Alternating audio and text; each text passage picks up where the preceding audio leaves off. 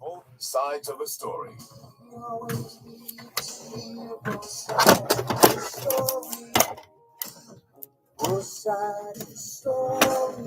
Time now for Both Sides of the story of Jamaicans at home and Jamaicans abroad on Power 106 FM.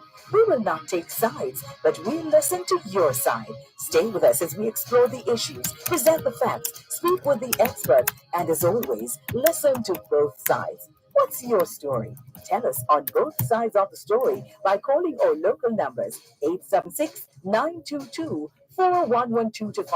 You can listen to both sides of the story on the Power 106 FM app via the Gleaners website, go-jamaica.com, as well as on onespotmedia.com.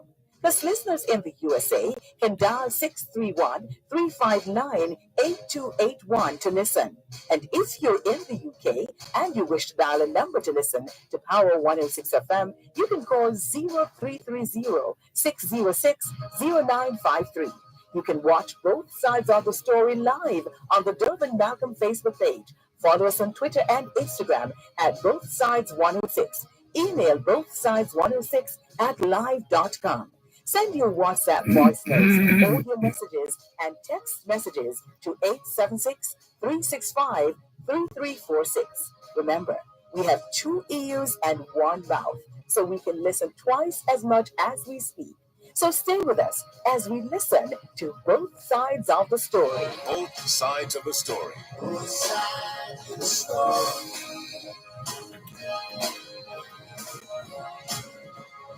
Both sides of the story.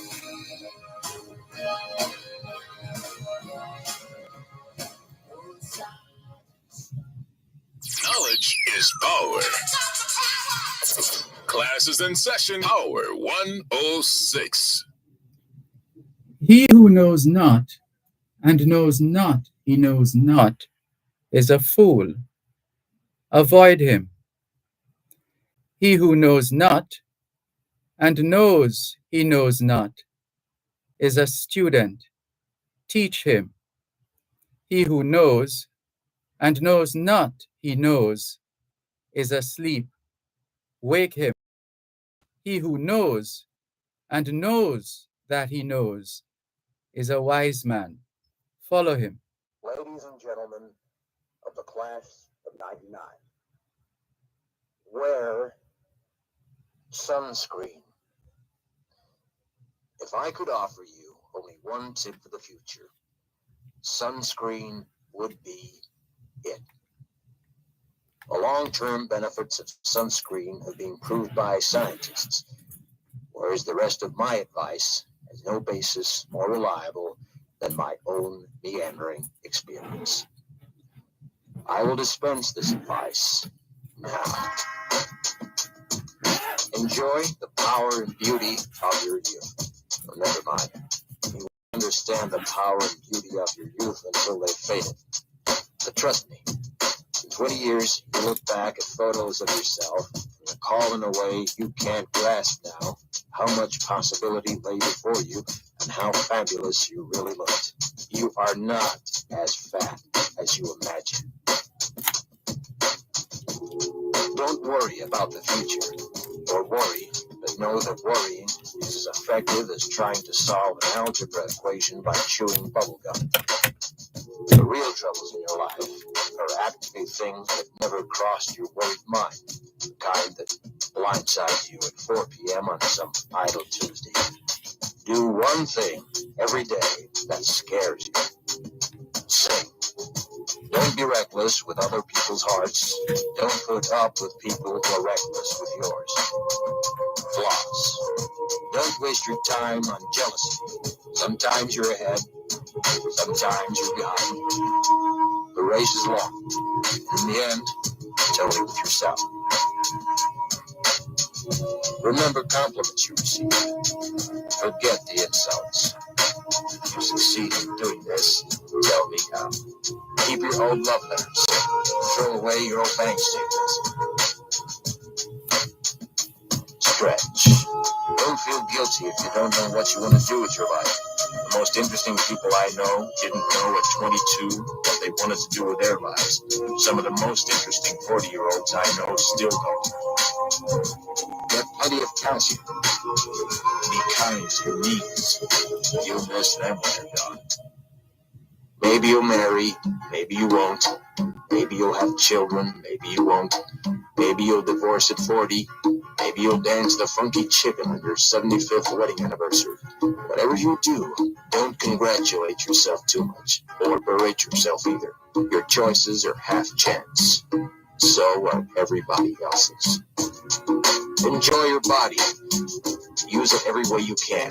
Don't be afraid of it or what other people think of it. It's the greatest instrument you'll ever own. Dance. Even if you have nowhere to do it but in your own living room.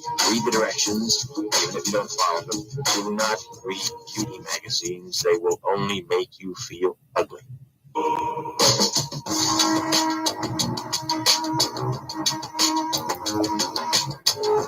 Get to know your parents. You never know when they'll be gone for good. Be nice to your siblings. They're your best link to your past and will be most likely to stick with you in the future. Understand that friends come and go, but with a precious few, you should hold on. Work hard to bridge the gaps in geography and lifestyle, because the older you get, the more you need the people you knew when you were young. Live in New York City once, but leave before it makes you hard. Live in Northern California once, but leave before it makes you soft. Travel. Accept certain inalienable truths. Prices will rise, politicians will philander, you too will get old. And when you do, you'll fantasize that when you were young, prices were reasonable, politicians were noble, and children respected their elders.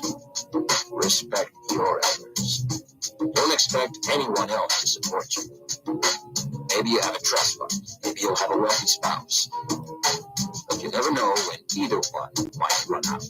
Don't mess too much with your hair, or by the time you're 40, it will look 85. Be careful whose advice you buy, but be patient with those who supply it. Advice is a form of nostalgia. Dispensing it is a way of issuing the past from the disposal, wiping it off, painting over the ugly parts, and recycling it for more than it's worth. But trust me on the sunscreen. Ladies and gentlemen of the class. Baz Luhrmann, words of wisdom there. And before that, we shared with you the Persian apothegm, knows and knows not. It's the International Decade of Healthy Aging, the International Decade of Ecosystem Restoration, the International Decade of Ocean Science for Sustainable Development, the Decade of Action for Road Safety, and the International Decade for Indigenous Languages. It's the 25th day of the 6th month of 2024. The international and let's tell you you can put another way, it's the 25th day of the first month of the 2024 Atlantic hurricane season in this Disaster Risk Reduction Month, Road Safety Awareness Month, Brides Month, and Pride Month. In the United States, it's National Immigrant Heritage Month, National Caribbean American Heritage Month, and Caribbean Cuisine Month. Still in the US, June is being observed as Alzheimer's and Brain Awareness Month, Cataract Awareness Month, Myasthenia Gravis Awareness Month, Aphasia Awareness Month, Congenital Cytomegalovirus Awareness Month, Migraine and Headache Awareness Month, National Safety Month, Scleroderma Awareness Month, Post-Traumatic Stress Disorder, PTSD Awareness Month, Scoliosis Awareness Month, and Men's Health Month. Usually around this time as well, they observe Caribbean American Legislative Week in America, Helen Keller Deaf Blind Awareness Week, and in Jamaica here, Productivity Week. It's Fatherland Liberation War Day, commemorating the start of the Korean War in North Korea, Independence Day in Mozambique, a National Day in Slovenia, and Statehood Day in Croatia. It's Day of the Seafarer. Hoy es martes el 25 de junio 2024 y les saludamos en cualquier parte del mundo que nos están escuchando en este momento. Estamos muy agradecidos por el don de la vida y el privilegio de servirles en otra edición de su programa Both Sides of the Story, ambos lados de la historia. Nunca vamos a tomar su audiencia por sentado, porque sabemos que ustedes tienen otras opciones, y esta es la razón por la cual jamás olvidamos darle las gracias por elegir Both Sides of the Story, ambos lados de la historia, de lunes a viernes desde las 2 hasta las 5 de la tarde, aquí en Power 106 FM. La misión continúa para educar, capacitar, iluminar y estimular el espíritu empresarial. Bienvenidos.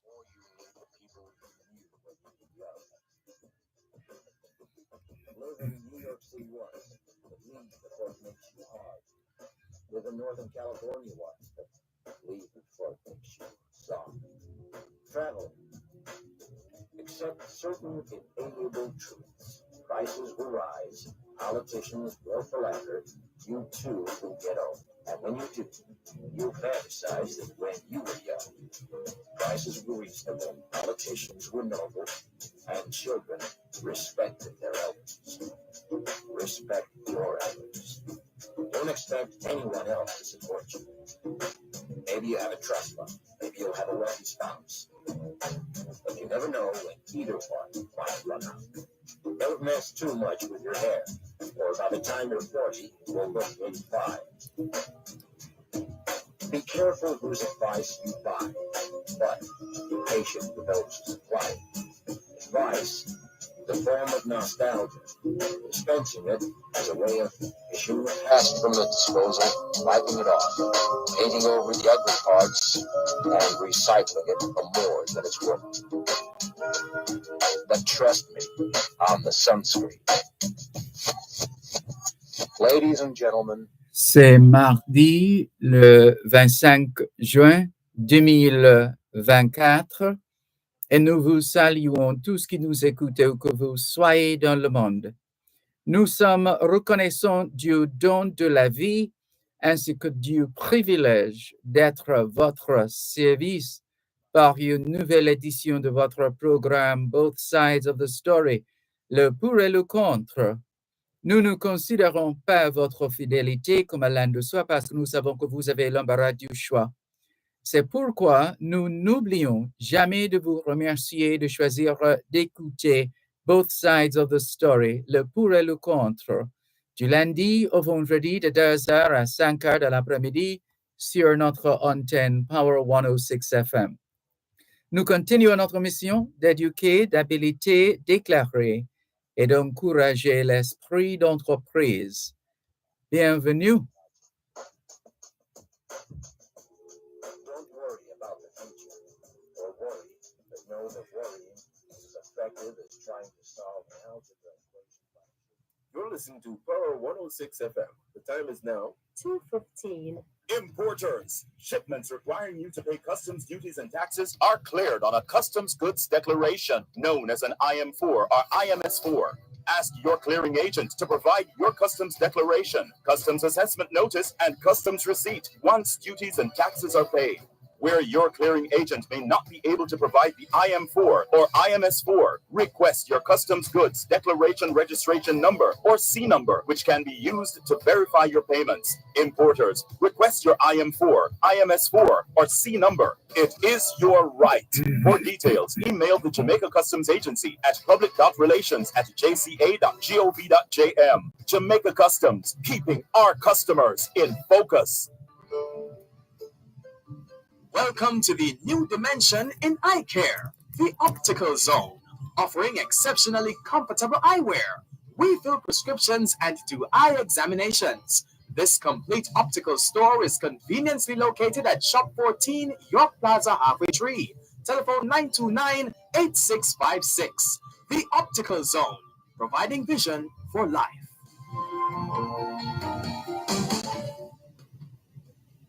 You won't. Maybe you'll divorce at 40. Maybe you'll dance the funky chicken on your 70th. And let's go to the archives right now. On this day in 1502, Christopher Columbus's son Hernando sailed east until they arrived at Santa Gloria, now known as St. Anne's Bay, known since 1494. The ships could bear no more. They were run aground as best they could,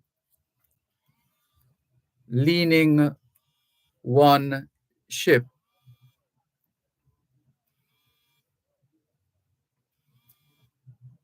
if I'm just trying to find the segment. Right. So they were run aground as best they could, leaning one ship towards the other, as if to shore up another. A year later, on this day in 1503, Christopher Columbus himself started the first day of his year-long stay in Jamaica, the longest time he stayed in one place on any of his voyages. He was stranded in St. Anne's Bay from this day in 1503 until June 29, 1504. And as a corollary to that, 1655, Admiral Sir William Penn set sail for England on this day in 1655. Sir William Penn was the commander of the English naval forces that invaded Jamaica on May 10, 1655. Apparently, Sir William Penn was angered by the failure in Hispaniola, now shared by Haiti and the Dominican Republic. You may recall that Jamaica was never on the radar of Sir William Penn and his colleague, General Venables.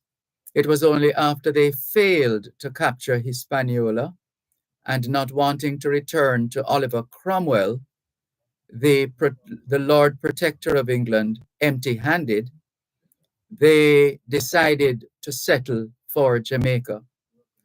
So Sir William Penn was still angry, and his relationship with General Venables got sour. And so he set sail for England with part of the fleet on this day in 1655. But Venables, who was gravely ill, wished to clear himself of the responsibility for the initial defeat in Hispaniola and followed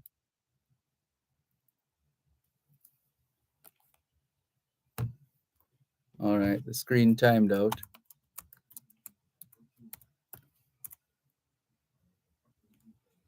The beauty of technology. So Sir William Penn was still angry, and his relationship with General Venables got sour. And so he set sail for England with part of the fleet on this day in 1655. But Venables, who was gravely ill, wished to clear himself of the responsibility for the initial defeat in Hispaniola and followed William Penn 9 days later on board the Marston Moor. William Penn, who was the first to get to London, believed that General Venables had died in a shipwreck. That is the story he told, and in addition, he held Venables completely responsible for the model in Santo Domingo. However, Venables turned up a few days later and was duly informed of the serious accusations made against him by his partner. He defended himself by trying to impute to Penn the same kind of charges that Penn had levied against him. The Lord Protector of England, Oliver Cromwell, settled the dispute between the two men by in fact, locking them both up in the Tower of London. And the last bit of Jamaican history we'll share with you at this stage. 1658, the last Spanish governor of Jamaica, Don Cristobal Arnaldo de Sassy, continued to resist the English even after they captured Jamaica. 10 enemy ships entered Rio Nuevo in St. Mary on this day in 1658. There was no one to prevent the landing of the 2,000 men who positioned themselves on shore in 2 squadrons.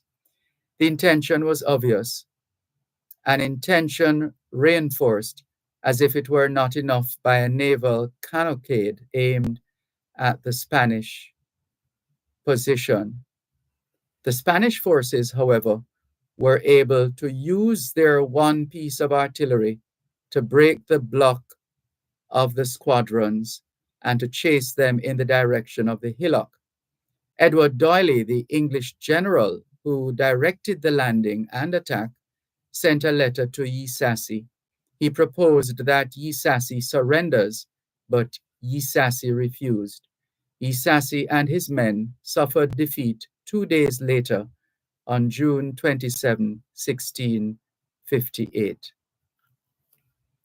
So that's a bit of Jamaican history for you here on your program, both sides of the story, Power 106 FM, still streaming live on the Gleaners website, go-jamaica.com. Also coming up, we're going to be featuring the work of Kiwanis, and we also look forward to your usual participation. After all, it is your program, both sides of the story here on Power 106 FM. So we look forward to speaking with the president of the Kiwanis Division 23 East. They're having an expo coming up on Saturday, and they'd like the opportunity to share with us, and we're happy to oblige. That's coming up in just a few minutes, another 6 minutes or less. And we'll hear more of the work of Kiwanis Division 23 East and their planned expo on Saturday, the 29th, from 4 to 8 p.m. And we hope you'll stay with us for that interview as we feature the work that President Melissa Dragon and her team will be sharing on the program in a few moments. And we also want to give you, our listeners, an insight in the Kiwanis and get more information on how to join Kiwanis and the benefits and the impact on the communities that the organization has been having. So stand by for that as President Melissa Dragon waits in the wings, as they say, and she'll join us in short order. She's president of one of the clubs in the division, and that is Division 23 East, and we're curious to learn of their expo and its features on Saturday, and that's from 4 to 8 p.m. on Saturday, the 29th of June. In the meantime, we want to encourage support on a community basis, that the communities that they have been serving will in fact turn out in their numbers to volunteer and otherwise render their support. So we look forward to the hearing about the work that they have been doing and getting an idea of the next big initiative that they have and how they plan to execute. So that's coming up in just a few minutes here on both sides of the story. Power 106 FM, still streaming live on the Gleaners website, go-jamaica.com, live on your smart devices, and taking your messages on 876 365 3346. 876 365 3346. And let's see what we have here now. James in East London has sent us the usual collection of stories coming out of the United Kingdom. Thank you very much, James. Franklin MacDonald is also in the mix, always sharing with us as well, and sharing with us guidelines for the development of national policies. And this is dated August 2017, and it's published in the form of an ebook, Guidelines for the Development of National Policies.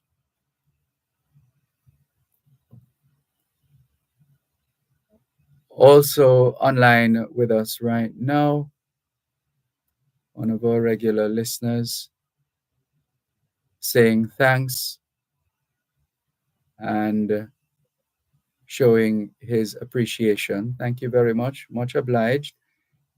It's education is the subject, so you're automatically a winner in that regard.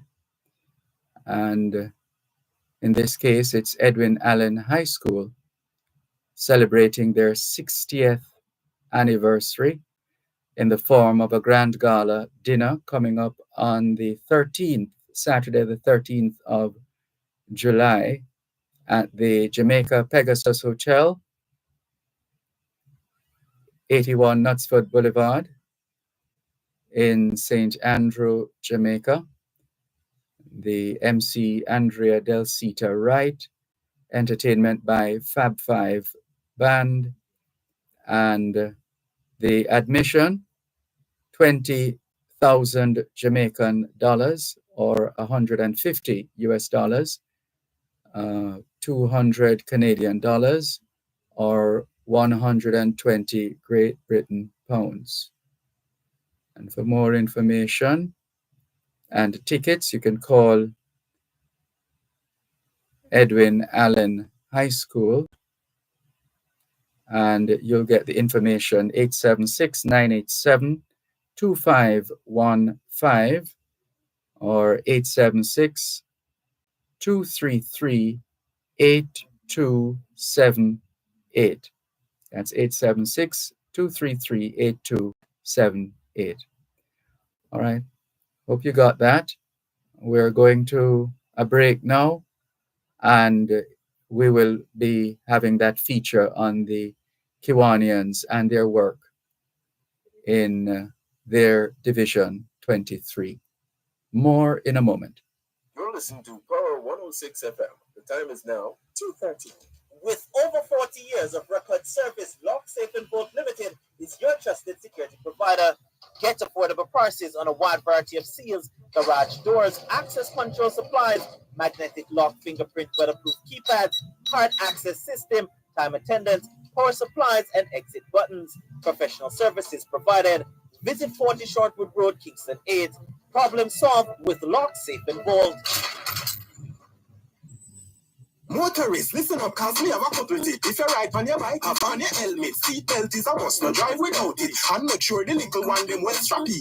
Make sure them fit good in a them car seat. Pedestrian this term, bring back to mind everything where you learn. Never you cross when you see a green light. Look right, then left, then again look right. Remember now, if it dark outside, make sure you wear something. Well, look right, walk right, or drive. Be by, stay alive. On the road, be safe, stay alive. Road safety begins with you. A message from the Road Safety Unit. That scares you. Say, don't be reckless with other people's hearts. Don't put up with people who are reckless with yours. Floss. Don't waste your time on jealousy. Sometimes you're ahead, sometimes you're behind. The race is long. In the end, it's only with yourself. Thanks a lot for staying with us here on your program, Both Sides of the Story, Poro 106 FM. I'm Dervan Malcolm, and we're delighted to have joining us at this time the president of the Kiwanis Division 23 East. They're having their expo on Saturday, June 29, from 4 to 8 p.m. And we're curious to find out what the organization has been up to. Right, so let's greet President Melissa Dragon. Good afternoon to you, President Dragon. How are you?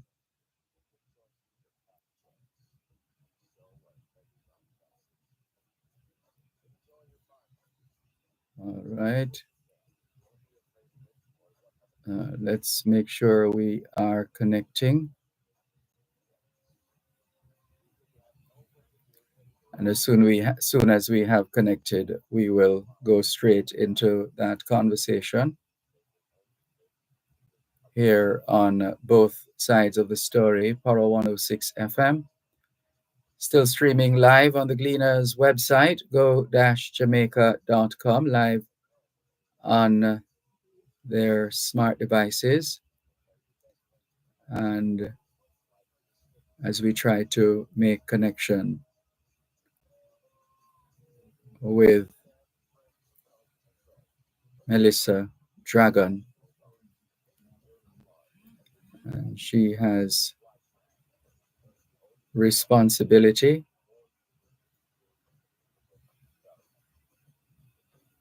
for one of the clubs in the division, which is Division 23 East. All right, so hello, good afternoon. Hi, good afternoon. How are you? I am fine, thanks, President Melissa Dragon. How are you? I am doing great. Wonderful. Thank you very much for joining us this afternoon on Both Sides of the Story, Poro 106 FM. There are those of us who have been hearing about the Kiwanis and learning about Kiwanis and the Kiwanians, and this has been the case for years, but perhaps not many of us have been able, for one reason or another, to have a sit down and listen to the meaning, the essence of Kiwanis. So here's an opportunity this afternoon. Please take full advantage. So first up, in terms of Kiwanis, what is it for those who are still unsure? Well, thank you. Thank you for the opportunity to discuss this with you.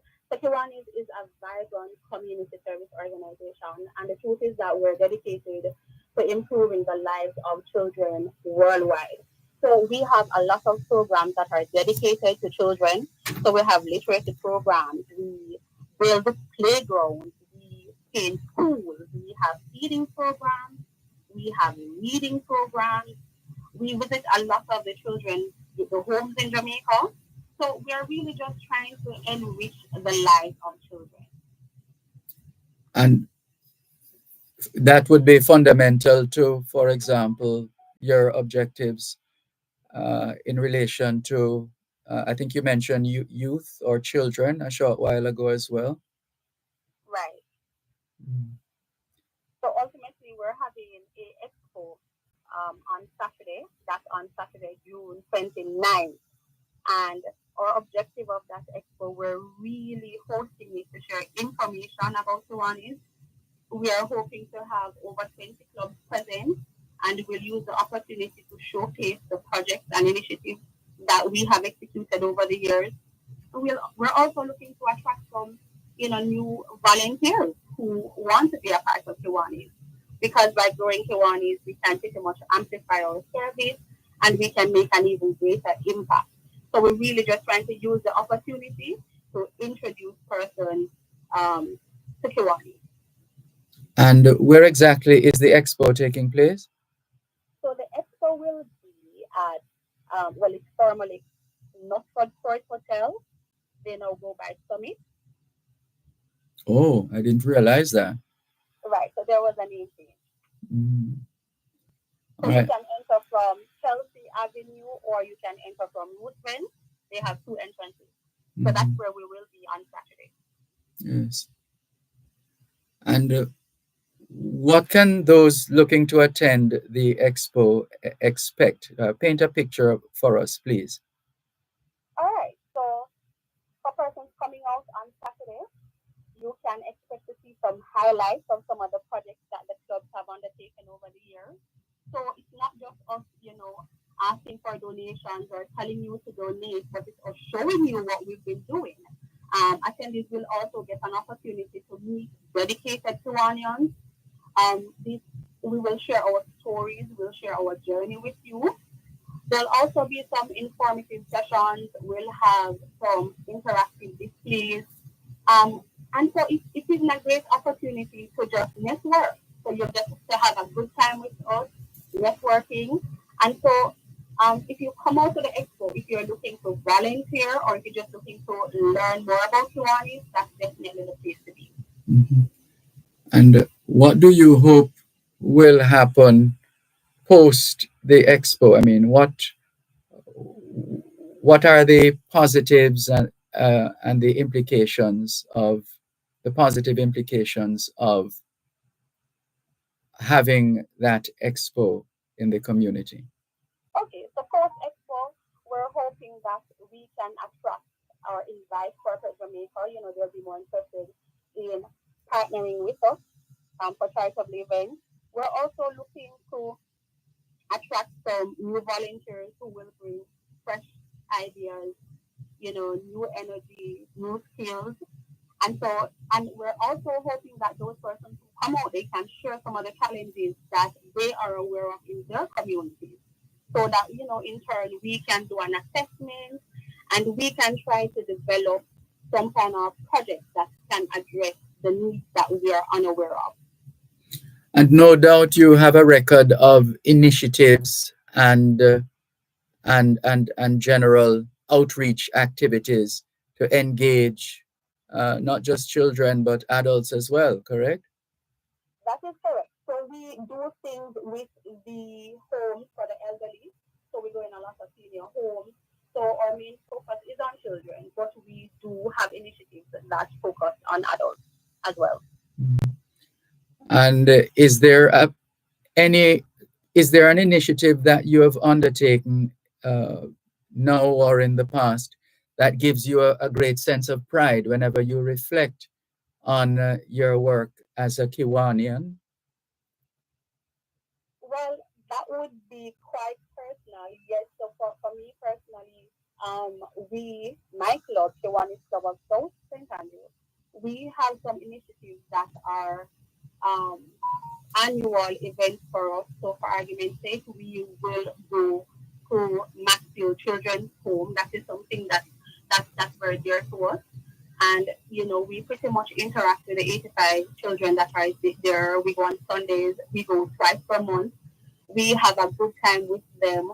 We try to encourage them. We try to inspire them. We provide refreshments. And we're pretty much trying to help them to to understand that all is not lost. There's life after, and we are hoping that we're making a positive impact on them. Yes. And how would you characterize the demographics of your Kiwanians? I mean, who are the people who have signed up, have registered, have become Kiwanians? So the clubs are very unique. So for argument's sake, my club is a all-female club, but you have clubs that are all male, and you have other clubs that are mixed. So it's a wide range of Kiwanians, volunteer, just random people with common interests that are coming together. And now we have persons who are retired, and we have persons who are also young professionals. We have executives. So in terms of the demography, it's a wide demography of people. So if you're interested in volunteering, just reach out, and we are sure that we can find a club for you. And how does that work though? If you have if you're a part of a particular arm of the Kiwanis, then are there limitations as to which areas you get assigned to, or that you get involved with? Well, no, the person coming in will determine based on the different characteristics of a club. They will determine which club best suits their needs. So if you have a busy schedule and you would prefer to be a part of an online club because you are strapped for time, you are unable to physically show up at a location to meet with your club members, then an online club would be best for you. So persons would decide the type of club that they join. I see. And what is your calendar looking like for the rest of the summer? Are there plans for other activities? Well, we have numerous activities within my club and the other clubs that will be there at the expo on Saturday. And so when you come on Saturday, we can show you what we have been doing and what we will be doing for the remainder of the year. So it's definitely something to come out and see. What about support from corporate entities, public and private sectors, etc.? We definitely welcome that because all the monies that go into our project, those are donations. And so if corporate Jamaica would come on board, that would definitely help us a lot and take off some of the pressure of some of our members. But so we're hoping that they're listening, and we're also hoping that they show up on Saturday and see the work that we have been doing. And then by looking at the project, seeing what the plans are for the remainder of the year, something might speak to them and they might want to donate and get on board. Yes. Because it's not about donation only, because we love to partner with corporate Jamaica. So companies that are listening in, I am hoping that they reach out to us so that we can partner together. It's always great to collaborate. Absolutely. I like that. It rhymes too. It's always great to collaborate. So that's coming up. So will there be health checks as well? I'm not sure if you had mentioned that. Well, there won't be health checks at the expo, but we have other clubs within our division that will be having health fairs coming up in the next couple of weeks. So while you're there, I'm sure they will upsell and invite you to their health fairs. All right. Well, we want to congratulate your your division, right, on the tremendous work that you have been doing. It's a labor of love, I'm sure, and you all seem very committed to the cause. And why do you care, President Dragon? Why do you and the other Kiwanians care? Answer that question, please, right after the break. Thanks. But trust me, on the sunscreen. You're listening to Power 106 FM. The time is now 2:45. Excerpt from Minister Desmond McKenzie's sectoral presentation. Brought to you by the Ministry of Local Government and Community Development. In 2017, we created the Youth Summer Employment Program. Over 40,000 young people have been professionally trained and deployed to help the ministry and the local authorities in implementing critical functions while earning a good income. I am pleased to announce that this year, the Youth Summer Employment Program for the first time will be employing 10,000 young people in Jamaica for the summer for the first time. Excerpt from Minister Desmond McKenzie's sectoral presentation, brought to you by the Ministry of Local Government and Community Development. Both sides of the story. The Youth Summer Employment Program, YSEP, an initiative of the Ministry of Local Government and Community Development, will be having a launch this Friday, June 28th at the William Knibb Auditorium. The program seeks to utilize information gathering and data collection to support the programs and activities of the Ministry of Local Government and Community Development and its entities. Join Power 106 FM for a live broadcast of both sides of the story from the William Knibb Auditorium, Carib Road in Trelawney from 2 to 5 p.m. for highlights of the event. This broadcast is brought to you by the Ministry of Local Government and Community Development. That's a live broadcast of both sides of the story from the launch of the Ministry of Local Government and Community Development's Youth Summer Employment Program this Friday, June 28th at the William Knibb Auditorium, Carib Road in Trelawney from 2 to 5 p.m. right here on Power 106 FM. Long. In the end, it's only with yourself. Remember compliments you receive. Forget the insults. Thanks a lot for staying with us here on your program, Both Sides of the Story, Power 106 FM. I'm Dervan Malcolm, and we're delighted to have with us this afternoon the president of Kiwanis Division 23 East. That's Melissa Dragon. She is the president, in fact, of one of the clubs in the division, and the overarching division is 23 East. And going to the break, we were asking you the question, why do you bother to care? Why are you so committed? Why not just go about your business and look about you and your family as opposed to seeking to help everybody else?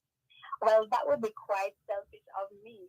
So, I mean, from early out, I realized that I was quite fortunate and I was in a position, to give back. I realized that and I wanted to do so formally. And so I deliberately chose Kiwanis because of the work that they do with children. And so I think that you cannot go wrong when you're investing in our future. You're investing in the well-being of children. And I pretty much wanted to have a positive impact. I didn't want to just wake up and, go to work and that pretty much wraps up my day. I come back home. I wanted to do something outside of that was impactful. Mm-hmm. And how do you think you have done so far since becoming a Kiwanian? Well, I have seen the impact. It's far-reaching. I think we probably don't go on radio shows like this much, and we don't say much about what we're doing. But when I see children at home, they're excited to see us. When we come, they know what we're about. And, even if we go annually, when we go back. Oh, what a pity. Sorry about that. Let's see if we can reconnect with President Melissa Dragon, president of one of the clubs in Division 23 East. And they have been giving us a preview of their expo scheduled for Saturday coming on the 29th of June, which will run from 4 to 8, from 4 in the afternoon to 8 in the evening. And thank you very much. Let's reconnect with President Dragon, Melissa Dragon, president of one of the clubs in her division, which is Kiwani's Division 23 East. Right. So you clearly have learned more about yourself as well, haven't you, by virtue of the work that you have done up to this stage in your life? That is correct. And I mean, there's a lot of reflection that goes into this because the more it's voluntary, so the more you are giving of your time, the more you're seeing the impact, the more you're seeing the children that you are positively affecting, the better you feel. And there's no real salary that you get from this, but the feeling, you get some sort of feeling that you've accomplished something when you look at the impact. Mm-hmm. And in terms of the work you do with the children, what informs the decisions that you make having to do with the children, putting them at the forefront of the work that you do? Well, Quran is international. Quran is international is focused on children. So that is standard. But in terms of the projects that we do within our individual clubs, that comes from situations that we're aware of. That comes from people approaching us. Maybe a school or a facility or a home may approach your club. We also do our research and assessment because at the beginning of every year, you know the direction that you would want to go. So pretty much it's our club members that they may bring certain needs to us, and then we try to address those needs. Is it the practice that members or leaders within Kiwanis are the ones who set the agenda for the organization, or is that bigger than the individual leaders? Well, the leaders can set the agenda for their specific club, but there is a overarching agenda that we're all guided by. So, pretty much the work in Kiwani, it doesn't matter which club you go. So you go to a club in Toronto, Canada, they will be doing something similar. The focus will definitely be on children, and so that overarching agenda remains. But on a local level within your individual club, you can now make a decision to to focus on your community, something that is impactful within your communities. And let me just give you an example. We had the fire victims at Reggie Park.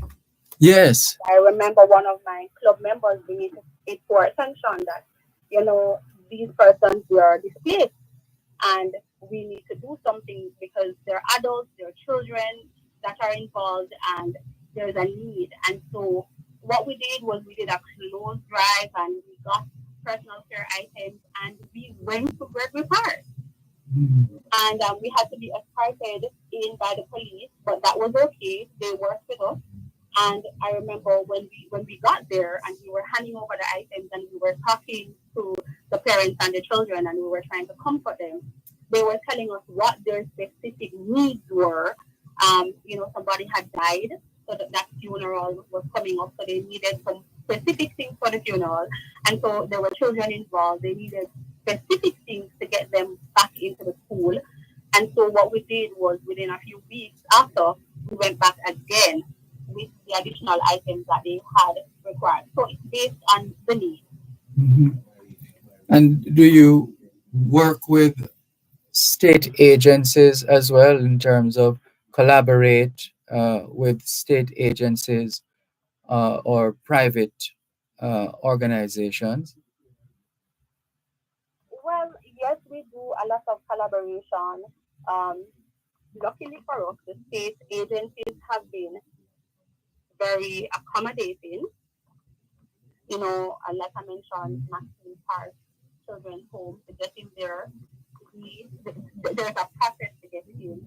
We also go juvenile center at South Camp. So in terms of reaching out to the agencies, we go to Glen Hope Nursery. And that's just my club. So there are other clubs doing other things in some of these agencies. And so far they have been very accommodating. And what normally when you take over the position within an organization, let's say for example you become the president of that particular club, is it the practice that you have to present some kind of a plan for a particular period of time, and then it is left up to the members to make a decision with respect to the work that is being done or at that time had been done? Okay, so to answer the question, it's yes. When you go in office as a president, you need a plan, you need a roadmap, so you would have to put that together. But you would have to also consider flexibility. So you must be flexible because things are forever happening, and so you will have to leave some wiggle room for add other projects as they pop up based on what's going on in society. So, and then while we're having that, we have our board of directors. So they will determine the direction that the club will go. And of course, our members are actively involved, so they also participate in the decision-making process. Well done. And for you, what's been the most fulfilling aspect of your service so far as Kiwan is concerned? For me, I get maximum fulfillment when I see us do something that is impactful. So for Labor Day, we were at one of the schools in Kingston, Camperdown, because we have a good relationship with them. And what stood out for me, what is fulfilling is, I remember it was Labor Day, it was a holiday, and the children were still out. They were there on location, ready to work, ready to paint all the gazebos and to do the beautification project. So when I see the children getting involved, when I see how appreciative they are of the work being done, it is very fulfilling to me. Wonderful. Well done to you and your fellow Kiwanians. We want to wish you every success there is, not just for the expo coming up on Saturday from 4 to 8 p.m., but all the other initiatives and activities that you will be involved in going forward. So we thank you very much for sharing with us on this afternoon's edition of both sides of the story here on Power 106 FM. And we're happy for the opportunity to showcase the work of Kiwanians. We are absolutely happy to be here. And it's not even just us, it's LG Stefan and the divisional team. They're doing a fabulous job. They're working tirelessly. All the presidents within our division, they're working tirelessly. And I know that at the end of the day, at the end of their administrative year, they will see the rewards and the impact. It's really fabulous. Well, we'll continue to watch your progress as you work in service to mankind, not just people in my community or in my country, but that's the attitude, and it's appreciated. And that's where we're going to wrap this segment for today here on both sides of the story, Power 106 FM. We'll take the break and come back with your calls on 876-922-4112-5. Contractors, developers, and small builders. Contact Coast to Coast Group of Companies for high quality concrete products. The time by Coast to Coast Group of Companies is 3 o'clock. The Auto World. It's the only program on Jamaican radio dedicated to the world of automobile. It's the Auto World with Shelley and McLagan. Get news and reviews relating to vehicles and automotive technology. Learn the ins and outs of mechanical operation. Find out about the various stakeholders in the local and international automotive sectors. From auto finance to road safety to motorcycles, the Auto World is your one-stop shop for everything auto. That's the Auto World with Shelley and McLagan. Weekdays at 5:15 p.m. on Power 106 FM and the Power 106 FM app. So, in a call in a way you can't grasp now how much possibility lay before you and how fabulous you really look. You are not as fat as you imagine. Don't worry about the future, or worry, but know that worrying is as effective as trying to solve an algebra equation by chewing bubblegum.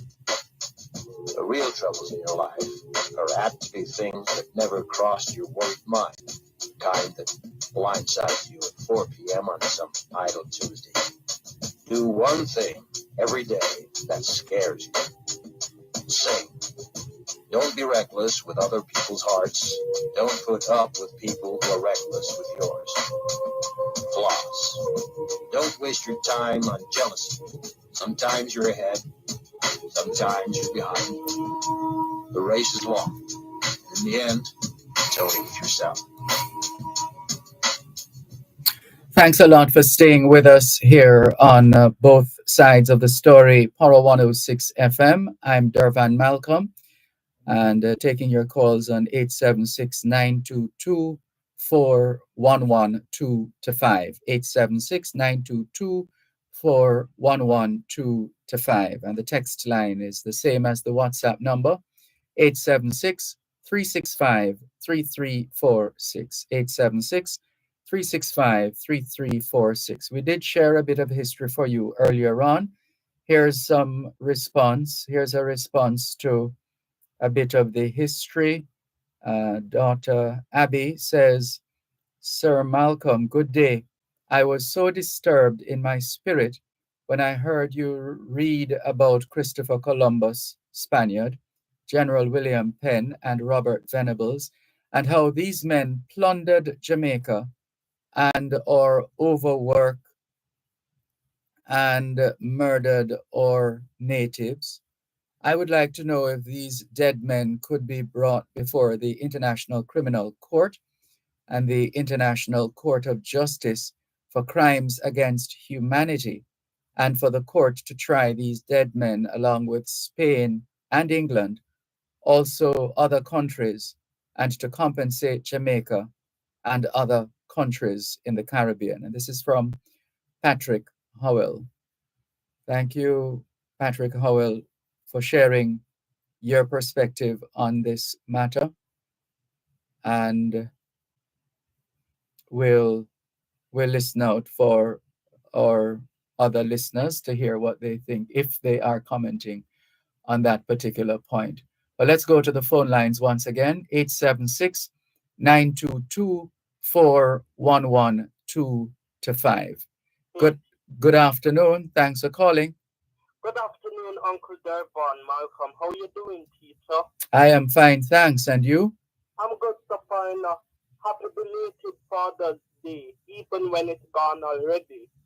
Thank you very much. I just call you to fill you up, teacher. How's your day going so far? How's things, man? So far, so good. We're giving thanks. Yeah, I'm here taking it easy. It's summertime. I'm here chilling and relaxed. Teacher, if you don't mind me asking, teacher, if you are a father who have a teenage son and daughter, I would like to meet them. If you don't mind me asking. No, I don't normally get the family involved in public life. Okay, okay, I understood. So it goes, teacher. So it goes. I learn a lot from you guys all the time. Thank you for educating me all the time. Thank you for the call. Yeah. Take care. This is your program, Both Sides of the Story, Power 106 FM, still streaming live on the Gleaners website, go-jamaica.com. And good afternoon to Rohan of Atlas in Ocho Rios. He says, good afternoon, Sir Malcolm. Good afternoon, Rohan. Thank you very much for connecting, and all the very best to you. Also, we have a few messages to clear. We see one of the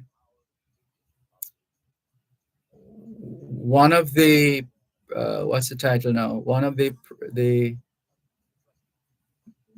vendors at the 10th Biennial Jamaica Diaspora Conference has a unique, we're told, a unique curry powder.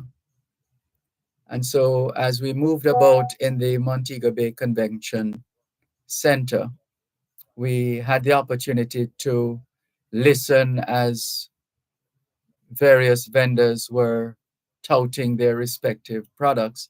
And one of them was the one that has popped up on the screen I'm looking at right now, is Esmen's curry powder. And this is, I'm told, fresh, new.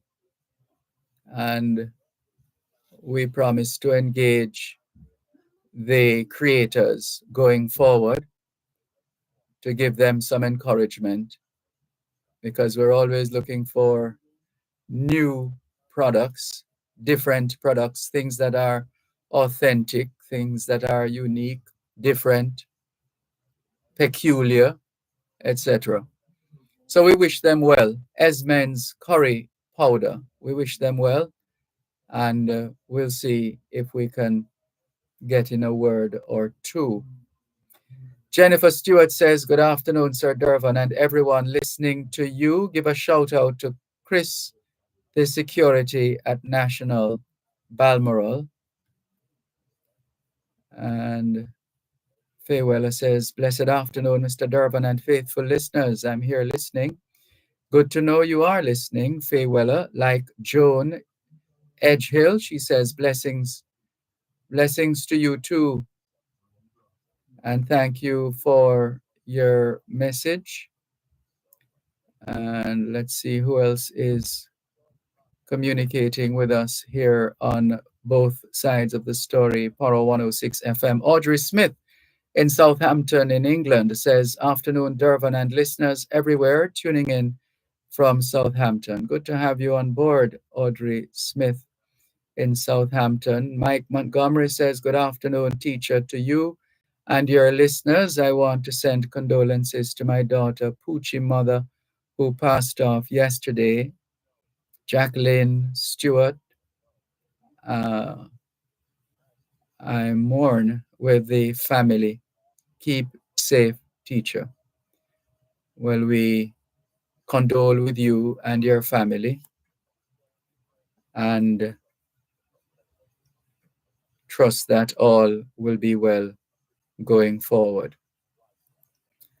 Valerie Weller Peck, good afternoon to you as well. Always good to connect with you. And yes, Esmen's curry powder says, thanks so much. Yes, let's connect. All right. Well, one of the legs we stand on is to encourage entrepreneurship. In the meantime, let's continue with more on your program, Both Sides of the Story, Power 106 FM, still streaming live on the Gleaners website, go-jamaica.com, live on your smart devices all over the world.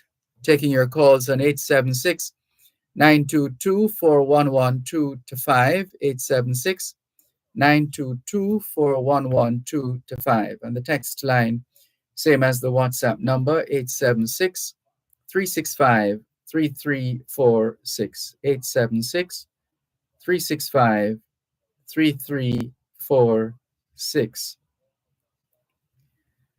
Richie Innocent, we see your message as well. Thank you very much.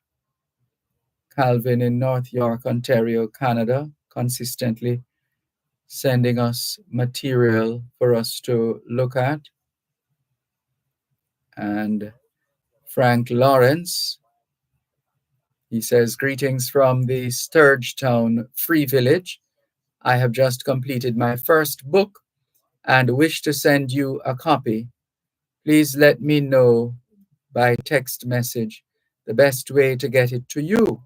Attached is a copy of the book cover from Reverend Dr. Frank Lawrence. Well done, Reverend Dr. Frank Lawrence. You continue to publish materials on this country of ours, Jamaica. Frank E. Lawrence. All right, we'll respond at the earliest opportunity. Sorry, we had a bit of a delay in getting around to that particular message so that we could respond. We plan to respond. And so we continue with more on your program, both sides of the story, Power 106 FM, still streaming live on the Gleaners website, go-jamaica.com, live on your smart devices all over the world. Taking your calls on 876-922-4112-5, 876-922-4112-5. The text line is the same as the WhatsApp number, which means you can not only send us your text messages, your WhatsApp messages, your voice notes, but you can call us on WhatsApp as well, 876-365-3346, 876-365-3346. Guess who is online? Miss Hermin, otherwise known as June, from Oslo in Norway. Good afternoon to you, and thank you very much for keeping in touch with us here on both sides of the story, Power 106 FM. She says, good evening. Last week, I enjoyed the children's debate on your program. Yes, indeed. It's usually quite stimulating. We'll come back to that in a bit, but let's go to the phone lines once again, 876-922-4112-5. Good afternoon. Thanks for calling. Afternoon, Dervan. Good afternoon. How are things in Manchester? Fine, man. Good climate. Not too much rain. Have you at the mountain? Everything was going on. Very nice. Can't complain. Well, my only complaint would be the audio. There's a hum. Is that home? There's a humming sound. Oh, Father. I'm under Just as what you said a while ago, you exclaimed, that's what I heard in terms of the audio itself. Still going on? Hold on, that's not so bad. That sounds like it's clearing up. Okay, good. Mm. My little thing, when the Arawaks are the Tanos were around, and it was alleged that when they saw the Spaniards riding horses and things like that, they thought that the Spaniards were gods, because they thought the horse and the man they were joined together. You heard that part of history? No, I'll have to dig deeper to reach that one. Mm-hmm. Because they didn't know about taming the horse and things like that at that time, so they were surprised when they saw this thing with this man on top there and the four-footed animal on the bottom there. Yes. The God man, the ones worship the animal. Hold a moment, please. Don't expect anyone else to support you. You're listening to Power 106 FM. The time is now 350. Buy a bag of Hypo Beats and win a bag of gas in the Farm to Fortune promotion. Hypo is back with another chance for you to win a share of millions in the Farm to Fortune promotion. Try for the grand prize of $3 million, weekly prizes of $100,000 plus daily prizes. To enter, buy any qualifying Hypo feed and text the entry code in the bag for your chance to win a bag of gas in the Hypo Farm to Fortune promotion. Conditions apply. Authorized under Section 58.3 of the Betting Gaming and Lotteries Act. Enjoy the power and beauty of your youth. Well, never mind. You will not understand the power and beauty of your youth until they've faded. But trust me, in 20 years, you look back at photos of yourself and recall in a way you can't grasp now how much possibility lay before you and how fabulous you really looked. You are not as fat as you imagine. Don't worry about the future, or worry, but know that worrying is effective. Thanks a lot for staying with us here on your program, Both Sides of the Story, Power 106 FM. I'm Dervan Malcolm, and we're taking your calls on 876 922 4112 to 5. 876 922 4112 to 5. And the text line is the same as the WhatsApp number, 876 365 3346. Thanks for holding the line. Please continue. Yes, yes, dear man. Mhm. My little thing about it now. When in 20, I think it's 2021, when the tribe reached Gateway, and people coming from, say, Christian area, and want to go down to Christian, Holyville, Fight, Cricket, Troy, they can't do that journey again. They have to go around and come back down to Melbourne and then so that place never acting very. Mhm. If you know the amount the journey one has to travel, and they do that, realize that same bridge on I tried there, and how people enjoy themselves, because you know that there's a, we call it roaring, and yes, that area, the people enjoy themselves like Sundays, Saturdays, holidays, and it was nice little fall down there. And it's the country people don't do that, you know. And you know, believe that the enjoyment people have and taking away the people enjoyment, and they do not know what they're doing. They thought it was just for easy travel to St. Elizabeth at the time, and I don't know how they're taking so long. And I said to myself, no wonder when people saw when they've been say, in airplane and whatever you who don't understand. And when you realize and look on all it says then they try it, you know. And the amount of journey you have to go around to enjoy that place. I surprisingly, that's why I see when sometimes when you read a part of our history and see how we see people doing things and we don't copy them and learn how to do it. We basically then go the horse and the horses and the man of God who want to worship them. Yes, I mean, so I'm saying and when I look at the bridge, don't buy try, you know. Mhm. It's like we are going backward, and I don't see how come almost 4 years now the bridge broke down and we can't do anything about it. It's a matter of priorities. But there was a man in him, there was a politician of him who came that era because of certain political certain things that make an next party getting the fame for working that bridge and fixing up. and they say he's gonna serve them for fun. Oh, really?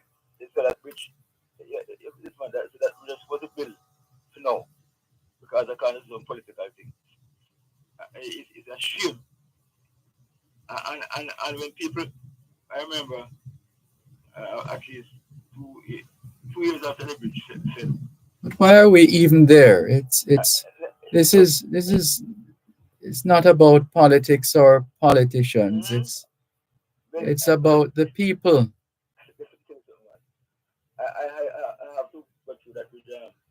Walk to the water there about 4 times because the water there was going, and I couldn't take a long journey go and take it and come back. And we tell you something, and it's a shame to see what we can't do. I would like to know, we're not gonna equate ourselves with the great United States. That bridge that went down when they Yes. in the US the other day. I want to know how far that bridge is going, how long if they start to use it. But can we see some little when you look at this, other people do things. I want to look and copy some of them some of the things and fix up the area. Why? Again, it's a matter of choices, the choices that people make, and the basis on which decisions are arrived at. So somebody, I would imagine that specific project or a set of projects would be planned and executed with by those who are trained and have the competence in those areas. All right. The layman suggested a little quick fix for the bridge. And we got charges because Stay closer to the microphone, the handset. Stay closer. Hello. Stay a little closer to the handset. Hello. shipping containers. Are you hearing me? Just four cut out the two ends and drop down the containers and join together and drop down in the water. All right. And when it fix, All right. I think you have lost the connection with us. Hello. because Are you hearing us? Hello. happen, You weren't hearing me all this time while you were talking. Sorry. What's the number? Go ahead. I don't even remember what I was saying. I was busy trying to get you to get back to the subject. Okay. You suggested that they could get four or so shipping containers. The tallest one you can get. Cut out the two ends over the container. Right? And jam together and get them down in the water. And that's the temporary bridge. Fairway. And it's something maybe, and a big river. Yes, Marky when it is straight, not too much. But we could easily get through because I don't think they spend $4 or $5 million on that project there. And that we can't see it on the water there. And when it's really 50 degrees, they pick up the container and sell it with people. But I realize that certain people don't take no solution for nobody at all. You know what I mean? Mm-hmm. So anyway, that's how the people in that area see that they are short change, man. So your voice level has dropped. Mm. Lord. All right, then I know some talk. Okay. Sorry about that. Take care. This is your program, Both Sides of the Story, Poro 106 FM, still streaming live on the Gleaners website, go-jamaica.com, live on your smart devices all over the world, and taking your calls on 876-922-4112-5, 876-922-4112-5. The text line, same as the WhatsApp number, 876 365-3346. This one says, good afternoon, Sir Malcolm. Hope all equal. Calling the MP and councillor in Stony Hill, St. Andrew, to fix Brooks Level Road in Stony Hill and the drain in front of the market in Stony Hill Square. The drain needs to be rod out. It lock, says the person who sent us this message. It block and the water, something is missing there. Turn out in the road, mashing it up. The drain stay real bad and Brooks Level Road, on Brooks Level Road. Thanks. And this is from our listener in Stony Hill, Rudolph in Stony Hill. Thanks for bringing that to our attention. And not sure if it was on radio this morning in terms of on our roads with the National Works Agency, but we could alert them to the fact that this has happened. All right, let's go back to the phone lines. 876-922-4112-5. 876-922-4112-5. Hello, good afternoon. Thanks for calling. Yeah, good afternoon, Dervan. Good afternoon. Yeah, I was hearing the person responsible for family in the new constitution. They were saying something that I have a serious problem with. What's that? Yeah, because they say they don't recommend impeachment for like corrupt politicians. So I don't know how you have politicians can be corrupted and no punishment, they just go free. Yeah, well, anybody could be corrupted. I mean, yeah, but impeachment for politicians. Impeachment in any democratic country. Yeah, well, that's one of the topics to bring into the discussion. If it's not there already, it's supposed to still be there. We've been hearing about it for a few years.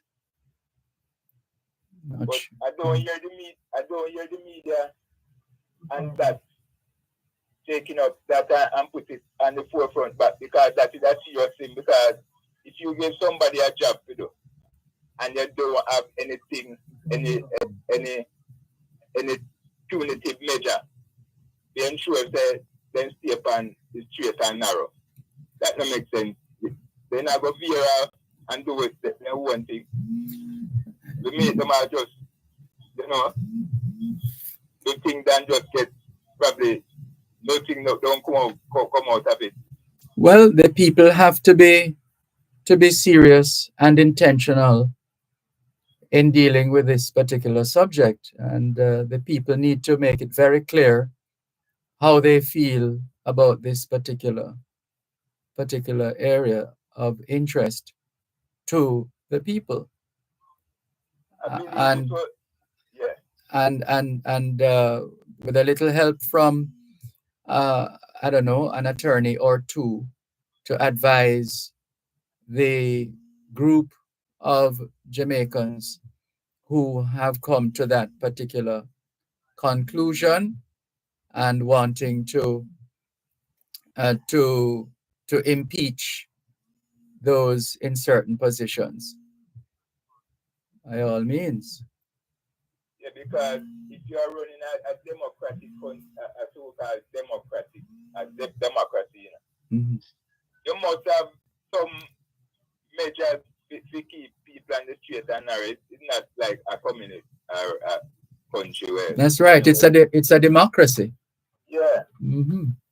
So you have to have some impeachment, and we shouldn't allow them to dictate to us what should be in the constitution. Mm-hmm. We, the mass of the people. The people must have their say. Mm-hmm. Should tell them what we want in this new Constitution. Yes. By the way, I think we're hearing a little too much of the radio in the background. We're not supposed to be hearing it. Hold the line, please. Be careful whose advice you buy. Help us protect Jamaica's borders. Tell us about any illegal guns coming through customs controlled areas. Call Crime Stop at 311. The time by the Jamaica Customs Agency is 3:30. Deposit will have insurance. It's an account that comes with assurance. Let me teach you why it's important to have deposit insurance. Just in case your bank crash dead. No need to put your hands for your up to 1.2 million you get for all accounts that's affected. Yeah, one room you can start it. Or throw a house party. Huh. Pay your mortgage with ease. JDIC is a smart bin. Deposit we bring safety. JDIC them protect me. Bank and building society protected. The flow you must get with. Protect your savings smart. We urging you to call me. Guarantee you need us. We take banking serious. Protecting deposits for you and me. Don't worry about the future. Yes, so you want to ensure that in this at this time when critical decisions are being discussed, that the people have a say in the process. Especially the grassroots people, because it's always the grassroots people, you know, that are always being trampled, you know. Mm-hmm. Yeah. And it shouldn't be. Yeah. Because they are always at the bottom. So those people should have a say in this new constitution. All of Jamaica should have a say. And this constitution shouldn't be like the one in Barbados, where I believe they are still a part of the Commonwealth or something. Am I right in saying that? I can't speak definitively about that, but I wouldn't be surprised. Yeah, so you must free from the colonial powers and still be attached in that way. Commonwealth. Whose wealth? Whose Commonwealth? The Commonwealth of the UK, in a manner of speaking. Yeah, so how come you must free from those colonial powers and yet you're calling and you're saying you're a part of their wealth? Well, the countries, they are the countries that are so called or so referred to are those that used to be governed officially and have given way to those who want to move away from the Commonwealth. And they have an opportunity so to do, don't they? They could. And another thing, Mr. Marco, I believe that they should teach conflict resolution in our schools. You know? Yeah, man, people need to know how to deal with the anger. You know? Yeah, that is true. Yes, man, because I noticed that a lot, the prison are overfilled with a lot of people where couldn't control their anger. Mm-hmm. They're not necessarily bad people, you know, but they just couldn't control their anger. Man, tell us your mother, and you reading that too deeply, and you take and every time I hear that, I'm so embarrassed. This thing about mother, and I don't know who came up with it. I don't know who came up with it, but I believe it's North America it come from, you know. Really? Yeah, but we put the stock part on it. Yes, man, it's North America. Your mother. Yeah. That's what they usually say.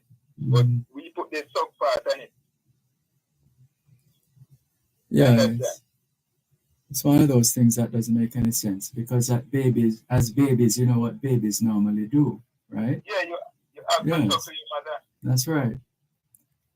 And then you have certain elements in society who decide to turn that into something that is bad. Yeah. You know. Because somebody can do something, and say something to you, but I just how you read into it. Sometimes you have to think critically and say, say, a man step on my shoes, probably I go somewhere and a man step up from my new grand class that also. And instead of you say, what you do? Step on my thing and just take a weapon and injure him also. Probably you could have just thinking it and say, say, I don't believe in intentionally. Indeed, I intend to step on my class, but I just, because I'm in a rush or something. You don't have to really always say, boy, the boy, I shouldn't to me kick card and thing, You really want, have intention to step on, bad mind. You understand? Yes. Sometimes we can just change up with thinking a little and kind of give person the benefit of the doubt, say, boy, then it really intend to kind of hurt we are. Yeah, it's something that it's a kind of socialization or the part of our socialization that is so critical in terms of how we relate to each other. That is so crucial. What is the basis on which we relate to each other? The how. How do we relate to each other? That has implications for what flows thereafter, what comes out after that. I heard about this thing with, I don't see this video, but I heard about this thing with some police lady and an ex-lady. And you see, if those two did just deal with conflict. No, if they were ladies, then it would be quite evident. If they were ladies, there's a difference. It would never escalate to that, No, not at all. Yeah, because the two of them wrong there, sir. And I put more onus on the police woman because I believe that teach them how to deal with conflict. Because, when persons are angry, that don't mean say you forget emotional as a police officer and really act how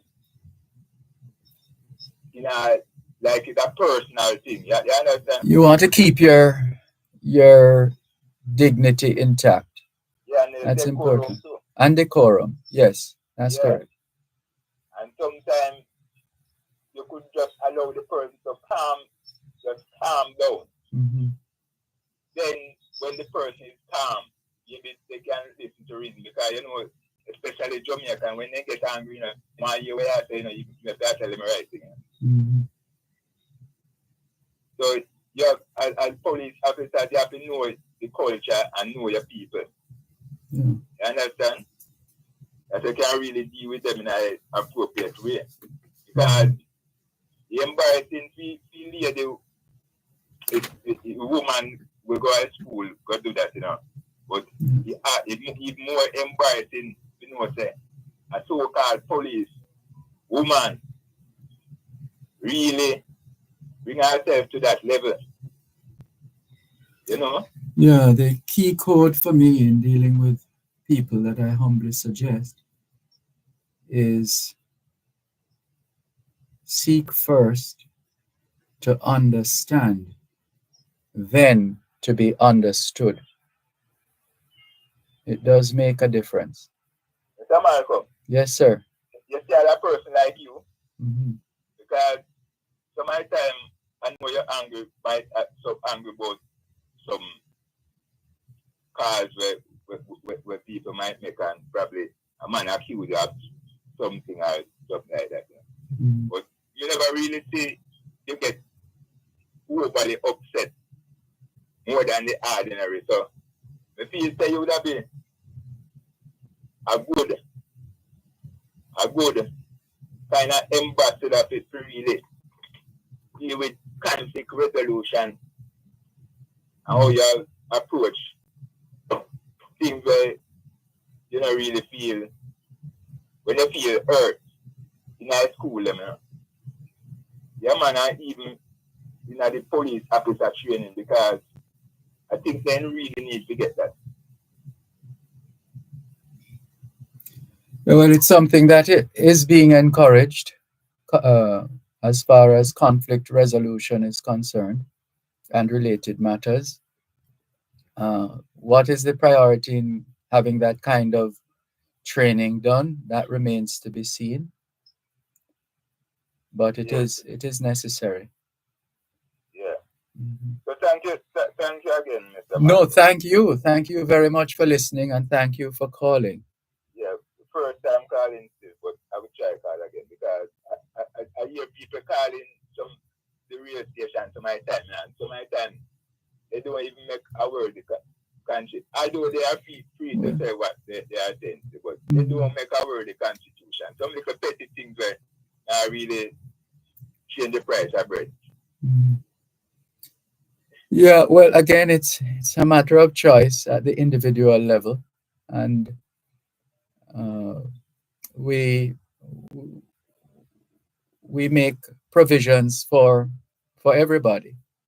Yeah, and as I said, I want to the media to really take up this thing of the impeachment thing for the politicians. Yeah, the people have to insist Yeah, that is a part of the new constitution. And that people to make viral on radio and internet and stop this foolishness when I organize. Yeah. So bless up yourself. All right. Blessings to you too. Thanks for the call. Take care. This is your program, Both Sides of the Story, Power 106 FM. Hello, good afternoon. Thanks for calling. Good afternoon, Mr. Malcolm. Good afternoon, Portmore. All right. Oh, your radio is going now. I'm turn it down. Why them phone and audience? When you're talking, you're not hearing who's talking, you know. But it pick up every, it's like it's someone in the background. Yes, that is true. It seems to amplify. Mm-hmm. Yeah. Yeah. It's totally wrong now, yeah. This thing about hunger. Mm-hmm. By the time you reach school, it's kind of late, you know. Yeah. Mm-hmm. Because if when you reach school, you're going to try to, the only thing you can do at that time is have some kind of behavioral changes where you, and I don't think the regular school system have that sort of facility to do the kind of adjustment to the behavior that is necessary. Yes. We are producing too many, what is yeah, their personality. Maladjusted Yeah. children. Mm-hmm. Because parents have no time for them. They speak to them with expletive. As they talk about when a woman telling her child what must go to the mother. So I said to her, but you really understand what you're doing? You are the child mother. Are you telling the child what he's going to do with the mother? So you are telling him to come do that? When I can't remember how old I was, but you know, parents have always called their name. Mm-hmm. And my mother called me I don't remember what she called me. But I just retorted that way. If I am that, then you are the mother. Mm-hmm. You know, of course, if you catch me, what should I do? Hold a moment, please. One moment. You're listening to Power 106 FM, the time is now 3:45. Both sides of a story. The Youth Summer Employment Program, YSEP, an initiative of the Ministry of Local Government and Community Development, will be having a launch this Friday, June 28, at the William Knibb Auditorium. The program seeks to utilize information gathering and data collection to support the programs and activities of the Ministry of Local Government and Community Development and its entities. Join Power 106 FM for a live broadcast of both sides of the story from the William Knibb Auditorium, Carib Road in Trelawney, from 2 to 5 p.m. for highlights of the event. This broadcast is brought to you by the Ministry of Local Government and Community Development. That's a live broadcast of both sides of the story from the launch of the Ministry of Local Government and Community Development's Youth Summer Employment Program this Friday, June 28, at the William Knibb Auditorium, Carib Road in Trelawney, from 2 to 5 p.m. right here on Power 106 FM. You are not as fat as you imagine. Don't worry about the future, or worry, but know that worrying is as effective as trying to solve an algebra equation by chewing bubblegum. The real trouble. Thanks for holding the line. Portmore. Yes, sir. Mhm. Well, when I said that to her, after board, because I know she kept what she would have done. But you know, she never, in my memory, ever called me a name again. So parents have to be careful what you say to your children. And I agree that a lot of parents are so hungry, not so much with the children, but with the life and, you know, how hard life is, and oftentimes the father is busy with the picking, and they take out that anger on the child, not knowing it is not the child's fault. Because I have actually said, no child ever said to them parents, I want to be born. Two people choose to go either by design, or I say sometimes it's just careless, because if you're not planning a family or making preparation to take care of a life, I don't see why that act should produce a child.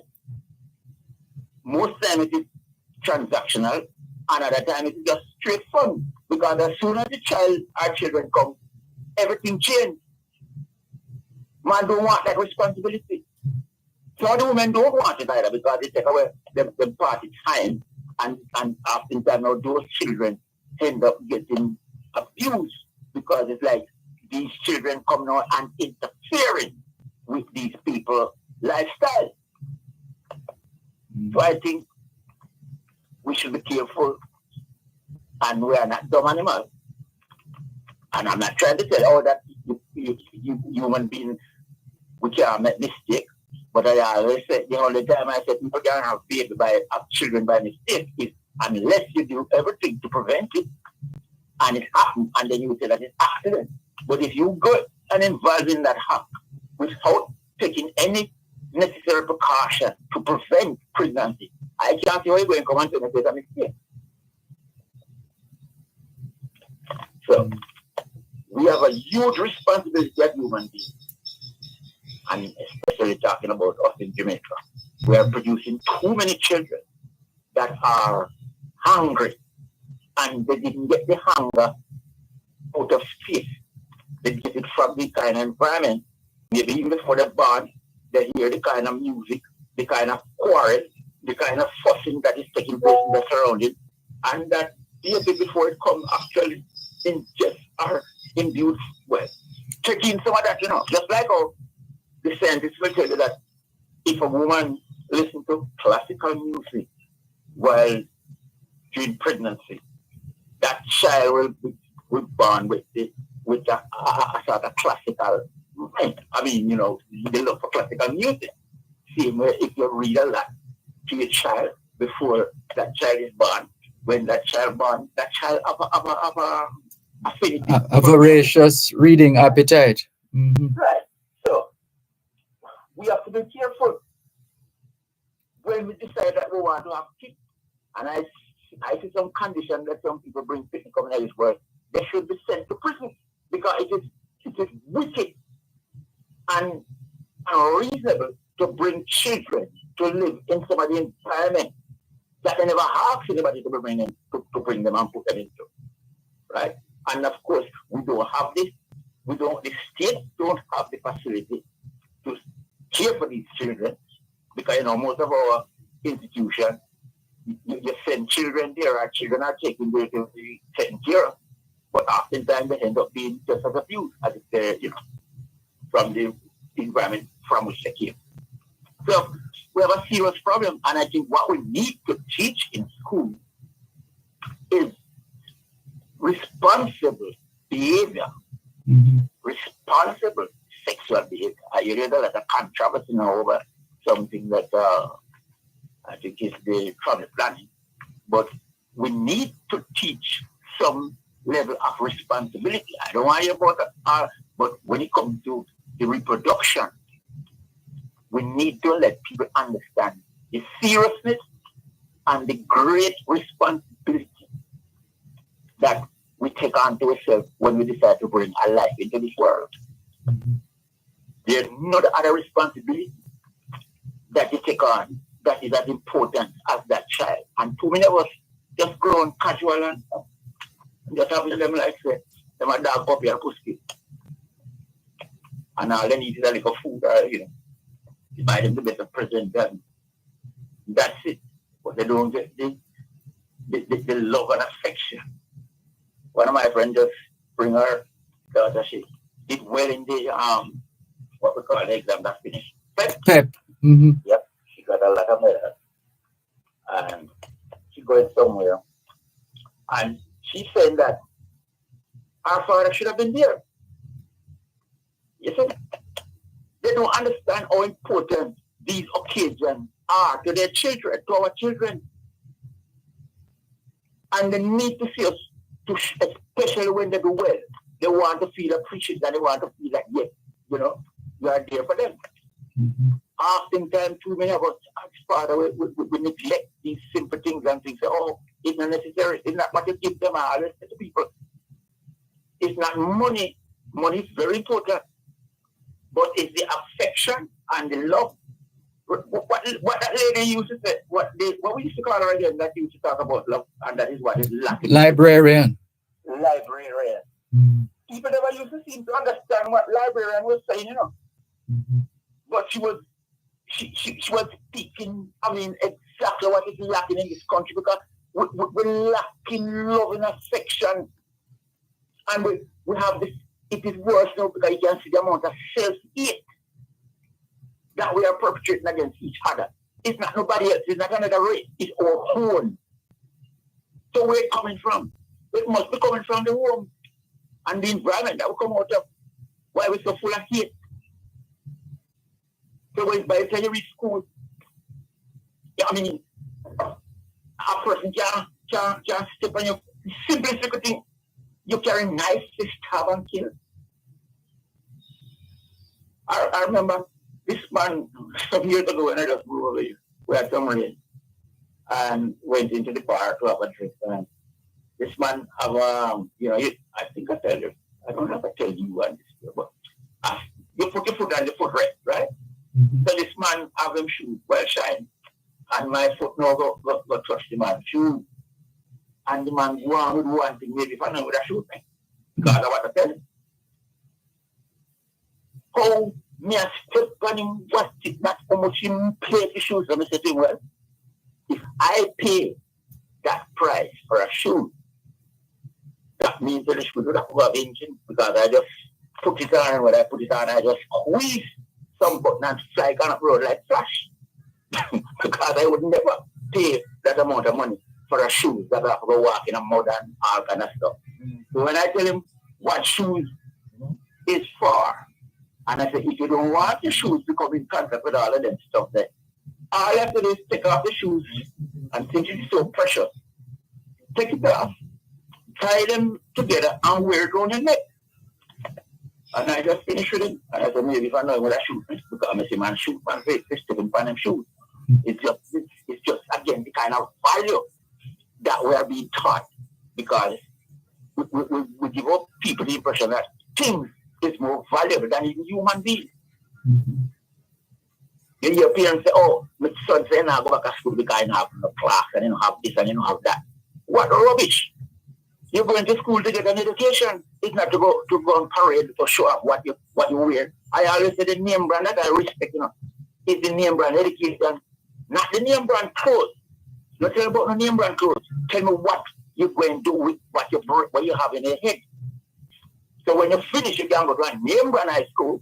And when you finish a name brand high school, you go to a name brand university. That is what you want. That is what I respect. No clothes. But we put too much emphasis on things. On material things. Material things, yeah. That's what I mean. And as a result, we program our children from early, and they grow up, this, in Jamaica, the amount of money that people spend on building edifices. I've never been to any other small island, which are poor, and see the kind of investment that we do in edifices in Jamaica. No, I look at these things, and when I go to wealthy neighborhood, that's what's supposed to be middle class neighborhood, Jamaican people and build the biggest houses anywhere. And the most lasting structures. And oftentimes, there are all these big buildings, and who live in there? Because sometimes they don't build it when they're young, they build it after, when it don't make no sense. Because your children wonder what is going to come back and catch up in a period.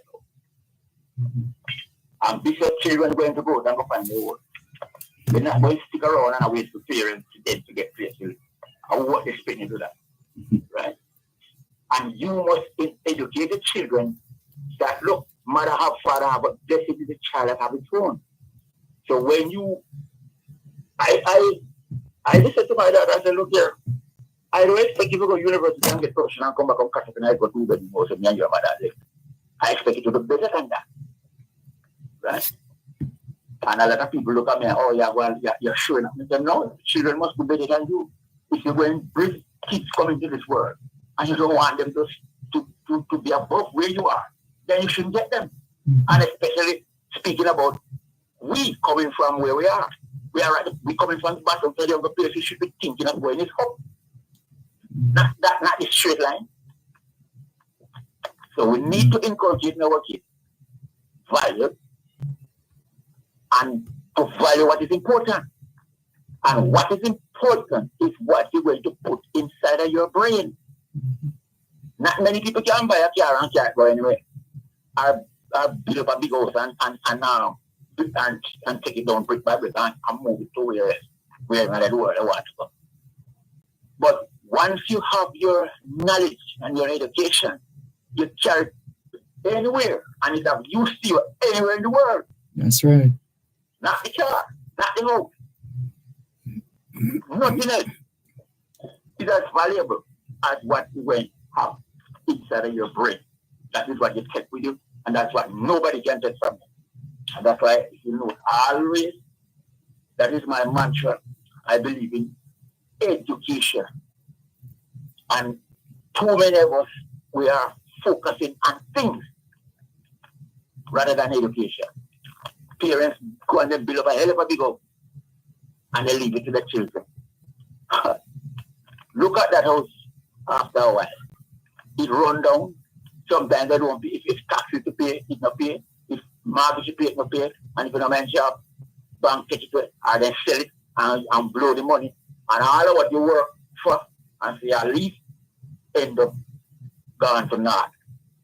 Give the child an education, I always say, make them take them education so that them can go and buy a bigger house then, or a better house in a better neighborhood than where you are.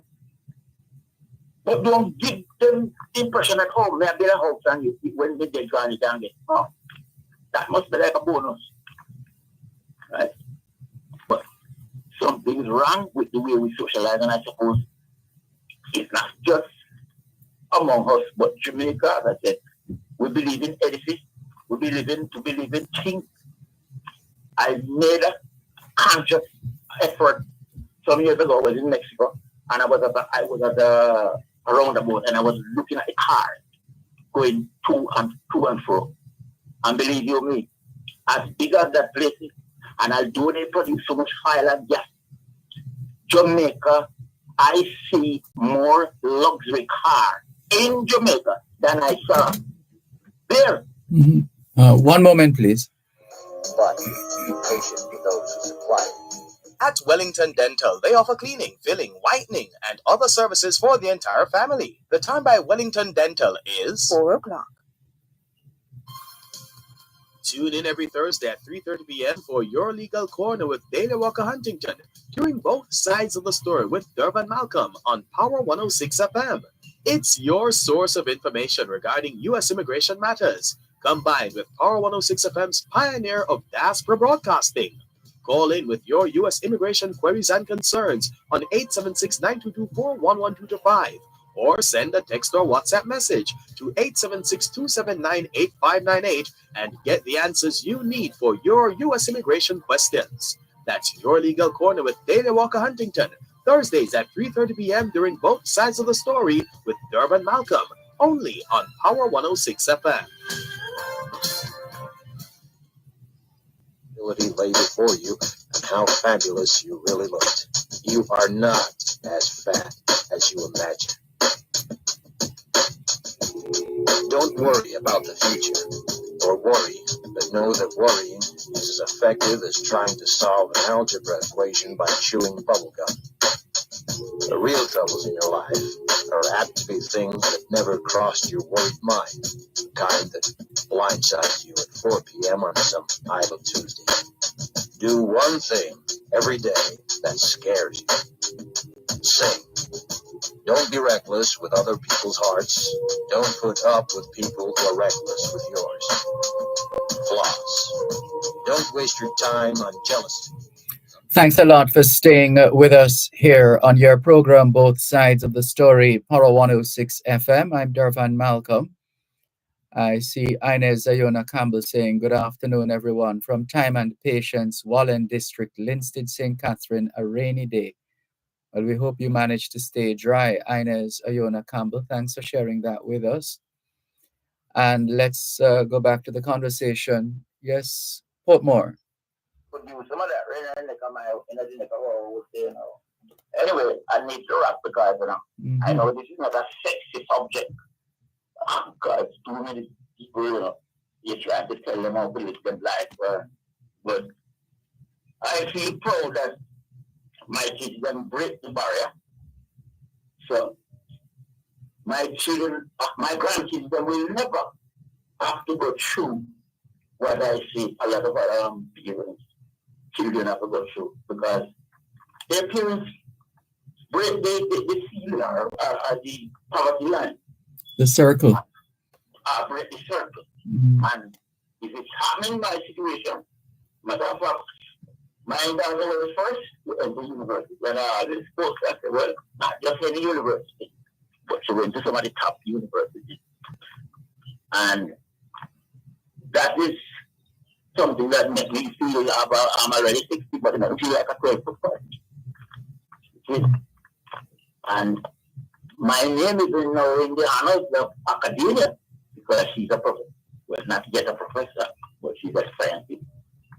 And I wish more of our people would really focus their children, because that is what it means, focus them on what is really important and what can make meaningful contribution, not just things. Here till we gone tomorrow. Fire catches the bun now. Look at all them big houses and people that run the all America down in California when fire catches, when earthquake, when volcano, right? So put emphasis on what is more tangible, knowledge that gives us power, that will liberate us from the kind of situation that we're living in. That people take on turning, treat you like we're on a sex. We are a bunch of people who want to consume. So they create everything to take our wealth money. I won't even go where our entertainer had a set of a society. We come from poor background and have to make a money with it. Okay, and we drink the most expensive liquor from France or elsewhere. And we buy the most expensive European liquor. And 20 or so years down the road, what is there to show? What your grandchild or great grandchildren have to show to it? My father will be there. Nothing. So anyway, have a good afternoon, Mr. Mark. You too. Thanks for the call. Take care. Bye-bye. This is your program, Both Sides of the Story, Power 106 FM. Let's take another call, this time from our text line, same as the WhatsApp number, 876-365-3346. Hello, good afternoon. Thanks for calling. Hi, good afternoon, Dervan. Good afternoon. Two word here, Woodmore, but the problem, I don't think the people need to be listening to us, so that's part of the problem, Dervan.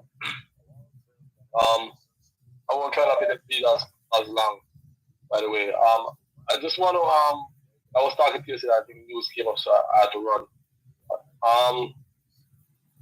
By the way, I think in Jamaica, just to add something there, what was saying. Well, I don't know, Dervan, you do communication, right? I think you study communication in school, right? In university.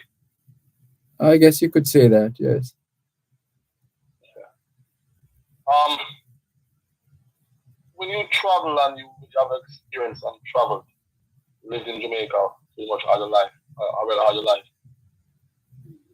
you don't see communication like a barrier in Jamaica, like Jamaican people.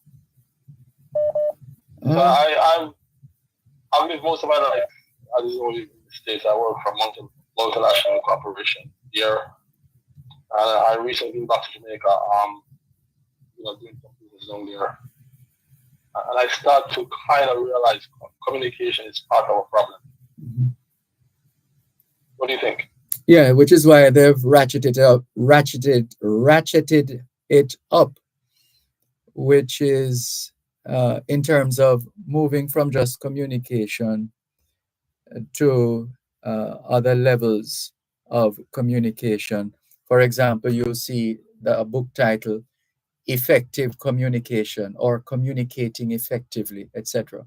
So they have been making adjustments to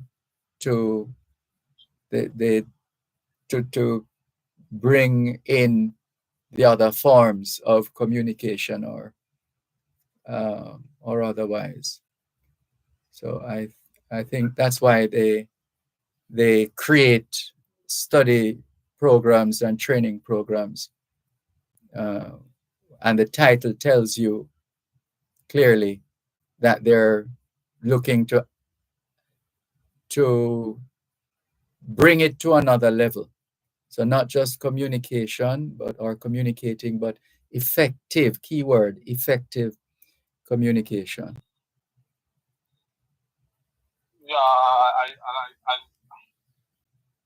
I mean, the school can do to be more, especially in underserved communities. Yes. But when you don't have that in the home and in the community itself, it can be if your home is not, or your parents and your grandparents is not.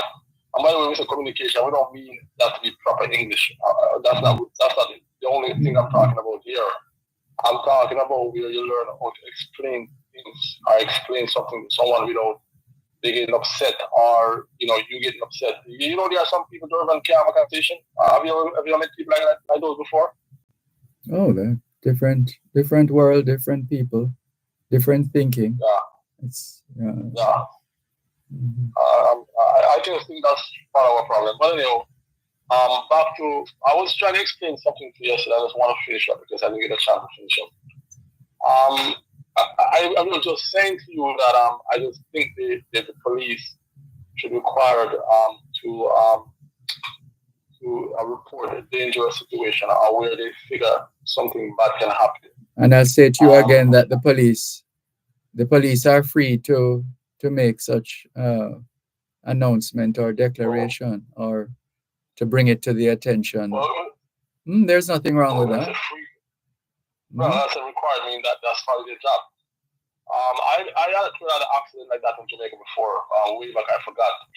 On the main road, actually my brother was driving the car, and a car running. Sorry, for what it's worth, I should let you know that this morning on our roads with the National Works Agency, the particular road that you saw at the time that you saw it in the state in which it was, that was part of the discussion this morning as well.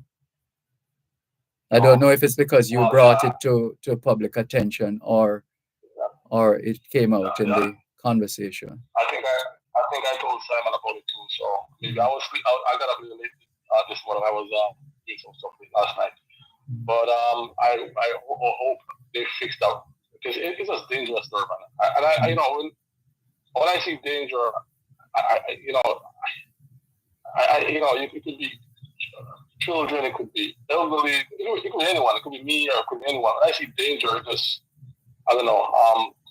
And so and the reason why I brought up the police because the police station is right there, and I just figured they would just I don't know, maybe make a phone call to the counselor and say, listen, this is the station. We are afraid of bad accident can happen right here. It's a highway, and the water commission people dug up the road and left it just like that. So that was just my take on that one. Mm-hmm. Last week, I just want to touch on something quickly. Last week, you were asking what did diaspora make for you, something like that. You're asking. I didn't. You got a lot of response. Remember last week you were asking a question? Yeah, I actually started asking it from the week before, about a couple of weeks before. What does the diaspora mean to you, or what do you think about the diaspora?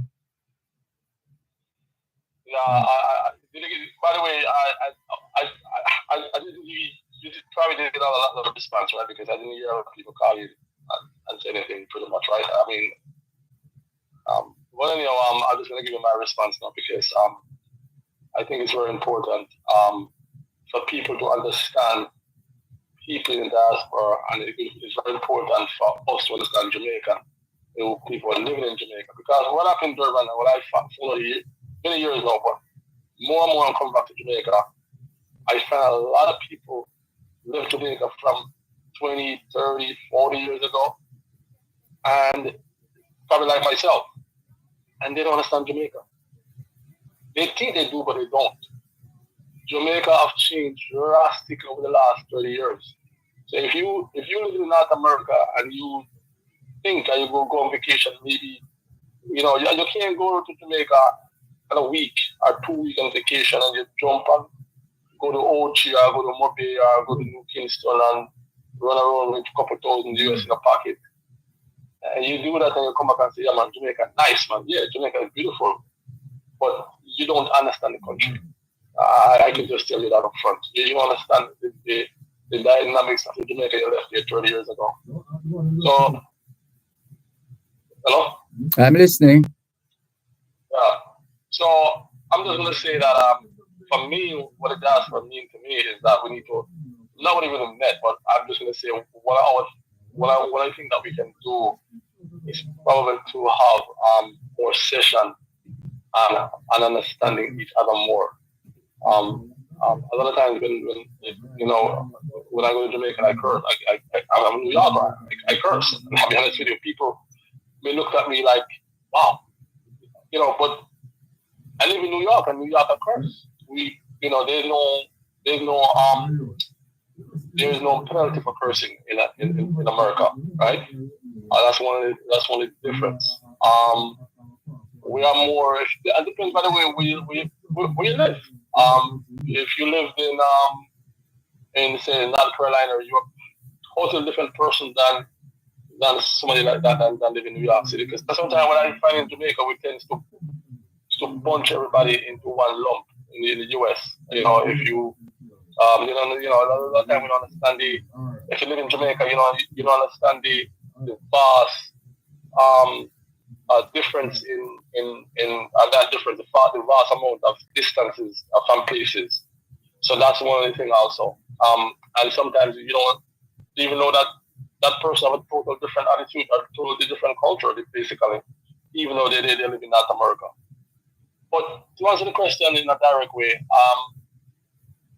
the diaspora means is an open a huge Hold a moment, please. cultural. One moment.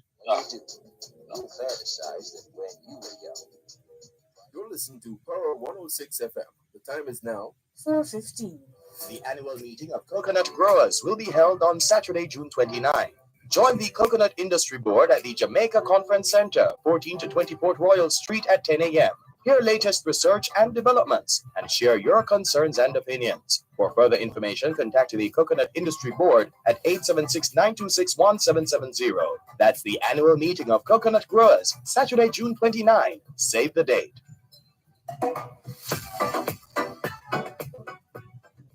Of the class of 99. Wear sunscreen. If I could offer you only one tip for the future, sunscreen would be it. The long-term benefits of sunscreen have been proved by scientists, whereas the rest of my advice has no basis more reliable than my own meandering experience. I will dispense this advice now. Enjoy the power and beauty of your youth. Oh, never mind. You will not understand the power and beauty of your youth until they've faded.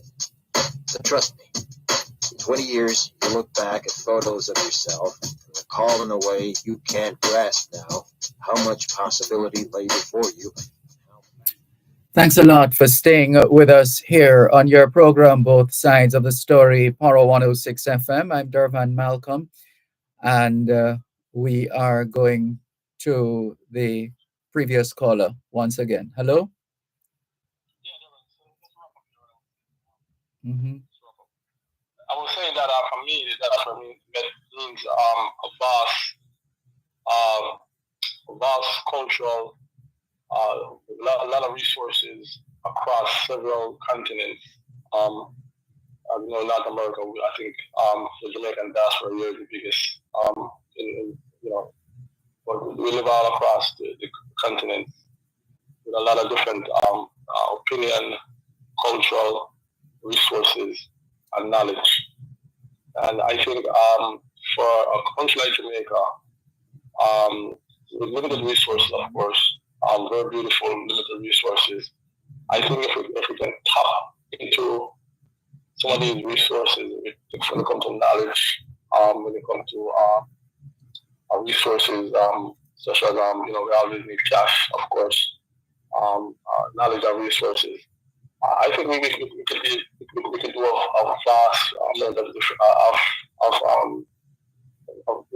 we could make a lot of difference. We could make a big difference. That's my opinion. That's my take on the diaspora. Okay. But we need to understand each other more, because I think we have been misunderstood a lot of times. We got you. Yeah. All right, so man, I'll take a movie time. Take care, man. Okay, thank you. Thank you very much. Take care. Bye-bye.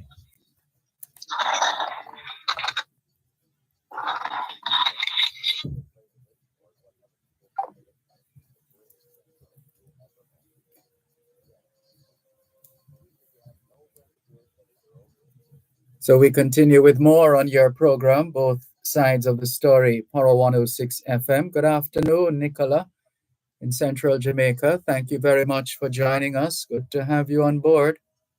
Thank you very much. And this one says, in reference to that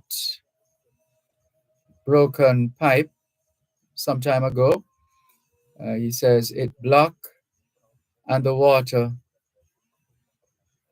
water turned out in the road, mashing it up. The drains stay real bad and Brooks Level Road. This is coming from, who is this again? Rudolph in Stony Hill. Thank you very much, Rudolph in Stony Hill, for your message. We still have more messages. Let's see. Cuban in Georgia has a bit to say. He says, when you fight against Where is it now?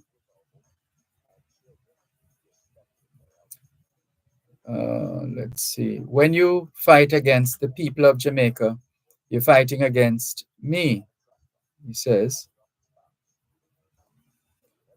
Uh, you're fighting against me who has access to the ancestors, even those in the bottom of the Atlantic Ocean, to those in the maroons in the high plains of the John Crow Mountains.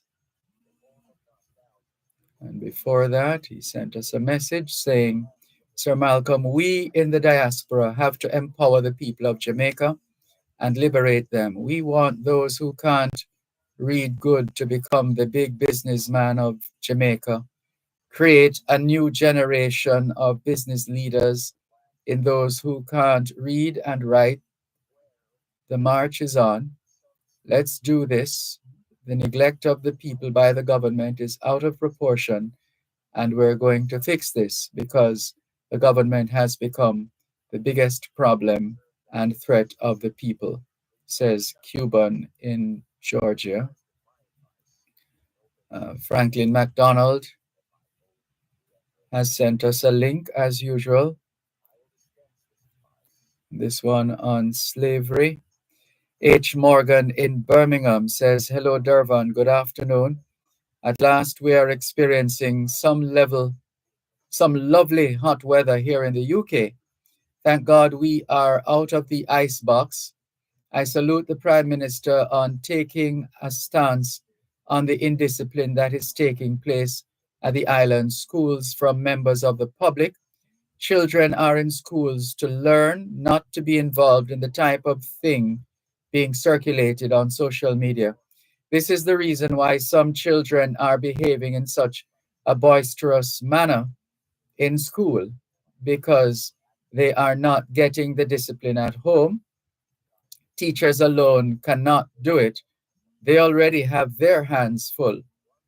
My other point is the hospitals in Jamaica. How can a patient turn up at a hospital and they can't get a CT scan done on the premises? By the time they get to a private facility, it will be too late, and those private facilities are charging over the top prices most people cannot afford. And the message goes on. I remember when my cousin and I came to Jamaica to take his mother to hospital at the UWI. We had to go to Portmore to buy a mattress to put on the bed. Even the very wipes and pampers for her to use, we had to purchase them. The nurse said to us, make sure you buy enough because when it's done, we don't have no more. Yes, they may not have everything, but at least the basics they should have to treat the patients. Not even medicine they don't have. The relatives of the patients have to purchase their own. Even if the health service cannot afford to foot the full cost, make it so make it so that patients contribute a percentage that they can afford. People are dying needlessly because they cannot afford basic health care. Things need to change. Thanks for reading, says this message. Thank you very much for your message. Here's Clarky Bless in Huntstown, St. Mary. He says, good afternoon, Mr. Malcolm. Happy Tuesday to you and your listeners. The move by the Prime Minister to clamp down on what he called misinformation is dangerous. If this is implemented, it can infringe on the rights of the Jamaican people. As a Jamaican, I'm very concerned, says Clarky Bless in Huntstown, St. Mary. Thank you for your message, Clarky Bless in Huntstown, St. Mary. This one says, I am an engineer and was reliably informed that the NWA had been having problems getting tenders for the construction of the Troy Bridge. It was originally political and now it's tender take up. This bridge has become a political football. Mr. Malcolm, what the caller suggested about dropping cut containers into the Troy River for temporary passage is madness. I have sent you a video of the bridge several times, and you can see the area. The NWA minister must immediately stop the politics and get the People's Bridge constructed. It is a disgrace, and this has been both PNP and JLP. Okay. Thank you for your messages. This one called GBO. GBO says, hello, Dervan. I hear people speaking about the lack of ventilators in hospitals. The unfortunate reality is that even if all the ventilators were placed in hospitals, it wouldn't benefit some people due to corruption in Jamaican hospitals. Maintenance issues like those at Cornwall Regional Hospital highlight the systemic challenges. While the ministry should be held accountable for certain things, managing policy and operations simultaneously presents a dilemma. Corruption persists, with many doctors promoting their private practices over public hospitals for financial gain. I believe ventilators are sabotaged at the hospitals for private practice. Neither the JLP nor the PNP address, where's the rest of this message? Address these crucial issues undermining public health. Medication theft adds to the challenges. Regardless of the election outcome, systemic problems will remain unaddressed without political will for change. Thank you for your message. Let's go to the phone lines once again. 876-922-4112-5. Hello, good afternoon. Thanks for calling. Are you there? Yes, I am. Good afternoon, Ms. Mervis. Welcome. Good afternoon to you and the staff of Power 106 and Grandma Gleaner. I'll be about Grandma Gleaner. And to all the listeners, I listen good to Portmore. I always listen to the passion in his voice, you know what I mean? Yes. And the various callers from overseas and wherever. But you know, as a 78-year-old person, coming from way down the road from colonial days, you know, sometimes I listen to some things. Coming through the school system, never leave the school system until was in 94 when I resigned to run this ministry. In truth and in fact, I was, as a 40-year-old, I was deemed retired. I was marshaled out of the system by the God of the national anthem to be his voice, to respond to what the anthem asked him to do. And I have done quite a lot. The station has allowed me quite a lot of room to speak on other stations, and I have used all form of strategies to get this message across. I was looking at some of them even today. All kind of books and t-shirts and posters and name it, Dervan. To get this message across, I have spent so much when it comes to money, time, and everything. And this nation is sitting down here. Stubborn, you know, God call it ungrateful, stubborn, and stiff-necked nation, he call it, you know. And him say, I'm going to use whatever means is forced upon him to bring this ungrateful, stiff-necked, stubborn nation to its knees and teach it what is true independence, you know. So you know, sir, your station, the message always accompanied, but God has said the nation not independent. You understand? Not independent. Because if every day like, you have to catch up with other people and you want this, other people must give you this and that. It don't work that way. And as Portmore was really saying, you had said to me down the road, the station must learn to live in how it means in Dervan. Yes, we're not living how we mean. So to my talk, because one time I'm looking at it in the Gleaner and so on, some car advertised on a pure high-end vehicle, you know, Dervan. Yes? Pure high-end vehicle, you know, you talk about the dollar value, and you know that is my story every day. Not my story. That are the almighty argument every day from 2010 for your program here. So at the same start to show me say the dollar value, our the nation serious problem. One moment, please, Miss Mervis. Accept certain inalienable truths. Right? You're listening to Power 106 FM. The time is now 4:30. Taxpayers, pay your taxes online at www.jamaicatax.gov.jm with a valid credit card or debit card with credit card functions. It's safe, quick, and convenient. So many options: BNS Electronic Direct Deposit, NCB Online Banking, and Direct Funds Transfer. Android users, you can pay through our mobile app. Call 888-TAX-HELP for details. Tax Administration Jamaica, working together to serve you even better. I will dispense this advice now. Enjoy the power and beauty of your youth. Oh, never mind. You will not understand the power and beauty of your youth until they faded. But trust me, in 20 years, you look back at photos of yourself and recall in a way you can't grasp now how much possibility lay before you and how fabulous you really looked. You are not as fat. Thanks for holding, Miss Mervis. Go ahead, please. Yes, my dear. I always call you Mr. Patient, you know. Because we hear some program controller get off. You're so patient, you not get angry. Mm-hmm. You really ever hear you get angry, you know. You're blessed with something special. Oh, yes. Now, you know, the other day when Mr. Tufton talking about the health sector. When Mr. Tufton had the accident, you know, so the day before, it's like a conversation was going on between me and the kingdom. So you're the most active minister of health, never see? Eh? He's not a doctor, you know.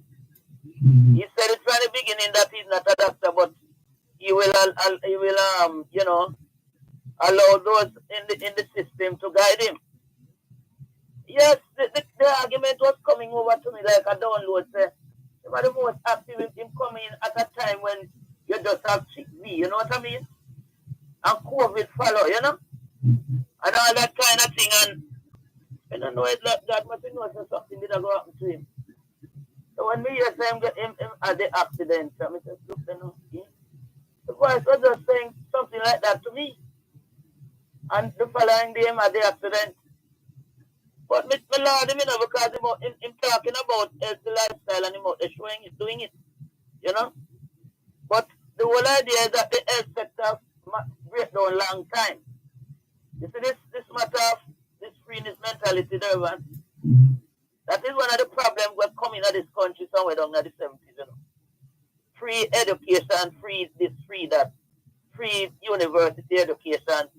I was in the system there and then I know what happened to the bottom part of the system there. You see, when you start the free university education, the bottom part of this education system was really poorly funded. That's where only for fundraising and things come in, you know. So nobody can tell me about education, them can talk all them head off. And when they come in, remember in the 1972 election, what you hear is this is a school built by labor. What if a secondary school are built in here, you know? And what up they didn't build any school from down in them 70s coming up. They come in with a shift system and use the same building twice. And the children are out there wasting time half a day, you understand?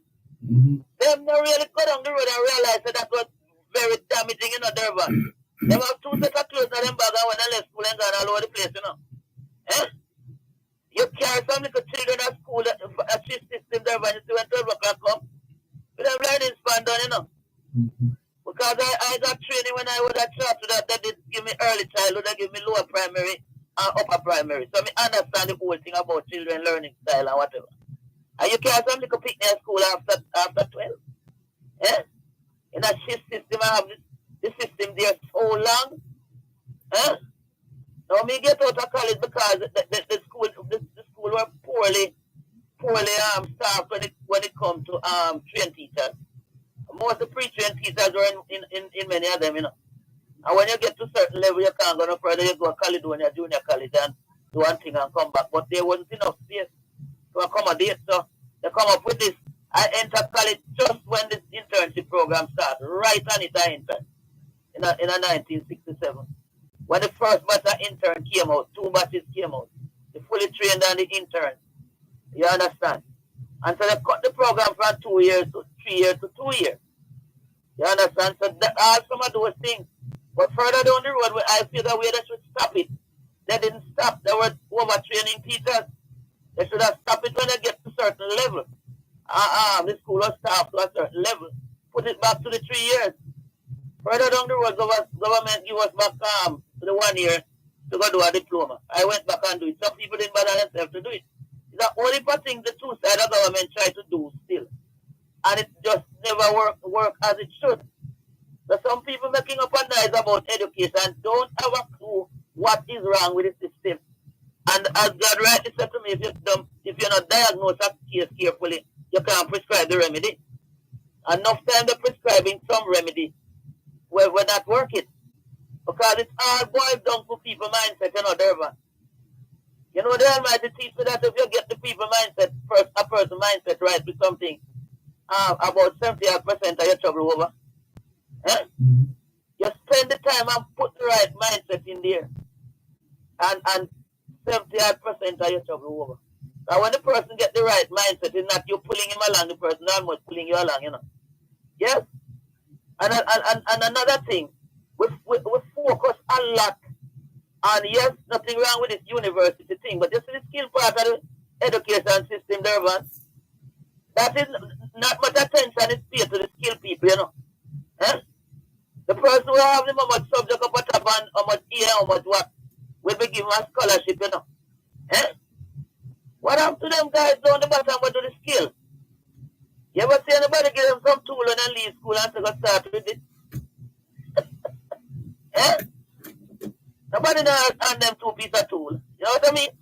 Well, there's one of the training centers for heart NSTA is big on tools. I think they said TIE for short.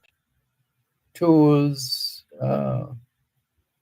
They're in the Bell Road area. Yes, but that come up the road, yes, but what I noticed, what I'm happy about, is that down the road begin to certify them. Yeah. Because some of my students that I taught in the reading program, they have skill in Dervan, but they couldn't read, Have skill, building skills, and so on, but couldn't read. And they came to the reading program and went to art, and art certified them. And that's what I was happy about. I meet them on the road and them laughing all over and say, Mr. went to art, I'm going to get certified. You know what that means? Them certificates can carry them anywhere. So that was corrected in the art down the road. But when the more emphasis needs to be put in at the secondary school area and the value of skill. This young man said to me not too long ago, him do plumbing work and him buy one car for himself and one for his wife. You see? So we need to put more emphasis on. Sometimes I'm shopping and you see some people and say, Miss, a little farming me do. Me say, you're a farmer, stop talking about a little farming me do. They have to spend time, you know what I mean? And get them to understand the importance of what they're doing and say, I call the person say, I am a teacher and I'm a nurse and I'm a doctor. Don't be ashamed to say I'm a farmer. You feed the nation. The person who feed the nation is very important. And the person who educate the nation come next. So this whole matter of how we focus, as Portmore was rightly saying, the whole matter of focus is a serious thing. So hats off to Mr. Tufton, but you see this free healthcare thing, something, Dervan. I mash up the hospital system, The PNP start with free healthcare to children and so on. The JLP come in and put it straight across the board. And I remember I was on radio saying, why didn't you then just give it to the senior citizens? You know what I mean? Since the PNP started with the youth and who down there, so. And the JLP feel for the something. But then just give it to the senior citizens and Dervan. But to put free healthcare across the board is madness. No more than madness when you go free university education and the foundation of the system. What you know, me used to hear principals when we have with district association meeting and principals and teachers meet up and we start to share the problem. You understand? Some operator with a red tape a bank, you know what I mean? So the people who talk don't know what happening in the system. This freeness mentality, I mean, keep a preaching God said get rid of it, not free about here. Somebody pay me, everybody one coconut full basket there, man. Yeah. The little everybody pay, and the freeness mentality in the hospital system, and because the dollar has no value, everything costs a whole bag of money, not so. Whenever put in the equipment, it don't cost a whole Dervan, because the dollar don't have no value at all. Why can't the two political parties see that the dollar value is one of the major problems? Why you out there peddling the dollar? That is no way to do it. So anybody who can bid higher, get the dollar. Then everybody quote everything in a dollar. It look like the people have to start demand them salary in a US dollar then. Eh? If everything is being quoted, you will pay rent in some places in a US dollar. The Prime Minister said something the other day about some bidding business and people, US dollar Prime Minister. So if you know a dollar value, what kind of nation the two are talking about PNP and labor rights? You don't have a dollar value. Your dollar don't have no value. You don't have no value too. We don't have no value. Eh? They are not stupid. I must send me come to them thing and bright, you know. We don't like nothing. I download me I get from Kingdom because Kingdom up there well have all them eye. You talk about what kind of eye them call them? Where you put in your camera or something them? Jamaica eye. Mm-hmm. Have not have a long time there, man. I sit down here. And if God not create this world, we come see it. We can't manage it without the wisdom. If any man lack wisdom, let him ask. The political leaders need wisdom. So much stupidity has gone on. I remember Portmore said a while ago, we look like idiots so much and we know idiots, you know, Dervan. Besides all the world, Jamaican people are smartest people in the world, you know. But we are some leaders when are smart. Everything them go far and far. Them don't think much about us. When you asking Mr. Road, what the roadman they want to interview all the while? Stephen Shaw. Hey, Mr. What do I ask Stephen Shaw for? What the road and work minister? Stephen Shaw only do what them tell him to do, you know. Yeah? I since when nobody in the Jamaica can make reserve. Since when? They run with the whole of them. They bring in the Chinese, them should have a system where the Chinese teeth Jamaica and jump into so that at a certain point in time you don't need them anymore. Yeah? Why this thing just keep going on like this? This year national repentance reconciliation was got a call for the past 30 odd years. Him say we better take it serious and make sure it starts in November, you know. Him no want have to move some people out of the way. Because this is madness going in this place. So our children will destroy our whole generation and that the generation for right when Malvo did down the stuff. When them arrest Malvo, that generation where they did in school down the stuff. Have one set of children will come up worse than what was going on in a freedom time, you know. You see this argument about weapons? We are down in the 70s, this girl in my class, children told me she had scissors in her bag. In the 70s. So when we get to find out her mother give her the scissors because children are tablar. So we take the scissors for now, we say something to her when we know say she go and tell her mother because me send home something nice, the mother not going to come to me. We say something to make sure she come to me. I see her mother turning into a murderer because nobody complained to me. Now the principal said she was having some problem. The mother came to me fuming. Said I want to stop trouble. I said, but that's not the way to solve the problem. I said, in the 70s, suppose you was a birthday factory where you work 9 years, so one little 8-9-year-old pick the kill one another one, and stop up another one, and you just are your child. What that sound like? This thing going on a long time, you know, Dervan. Edith Dalton school some years ago locked down because boys fighting over who have a name brand clothes Dervan, the cleaner in the same way. Fighting about who have a name brand clothes. And the school closed down the day. So this thing going on a long time because social media out here now will put it out there. Them fight, you know my days, them fight one road and I fight in a school and then reach a road and start fight. But they never have a cut up and kill one another, yeah? Fight used to do that. Then throw a stone and bust it and all them things. You see? But not at the magnitude you see these things going on nowadays. see? And when you check it out, this is the home where they come from. The home, the family them. There was a girl that fight every evening. She broke a fight. Sometimes she broke the fight in the right yard. Hold a moment, please, Miss Mervis. Maybe you'll have a wealthy spouse. But you never know. You're listening to Power 106 FM. The time is now 4:45. Both Sides of the Story.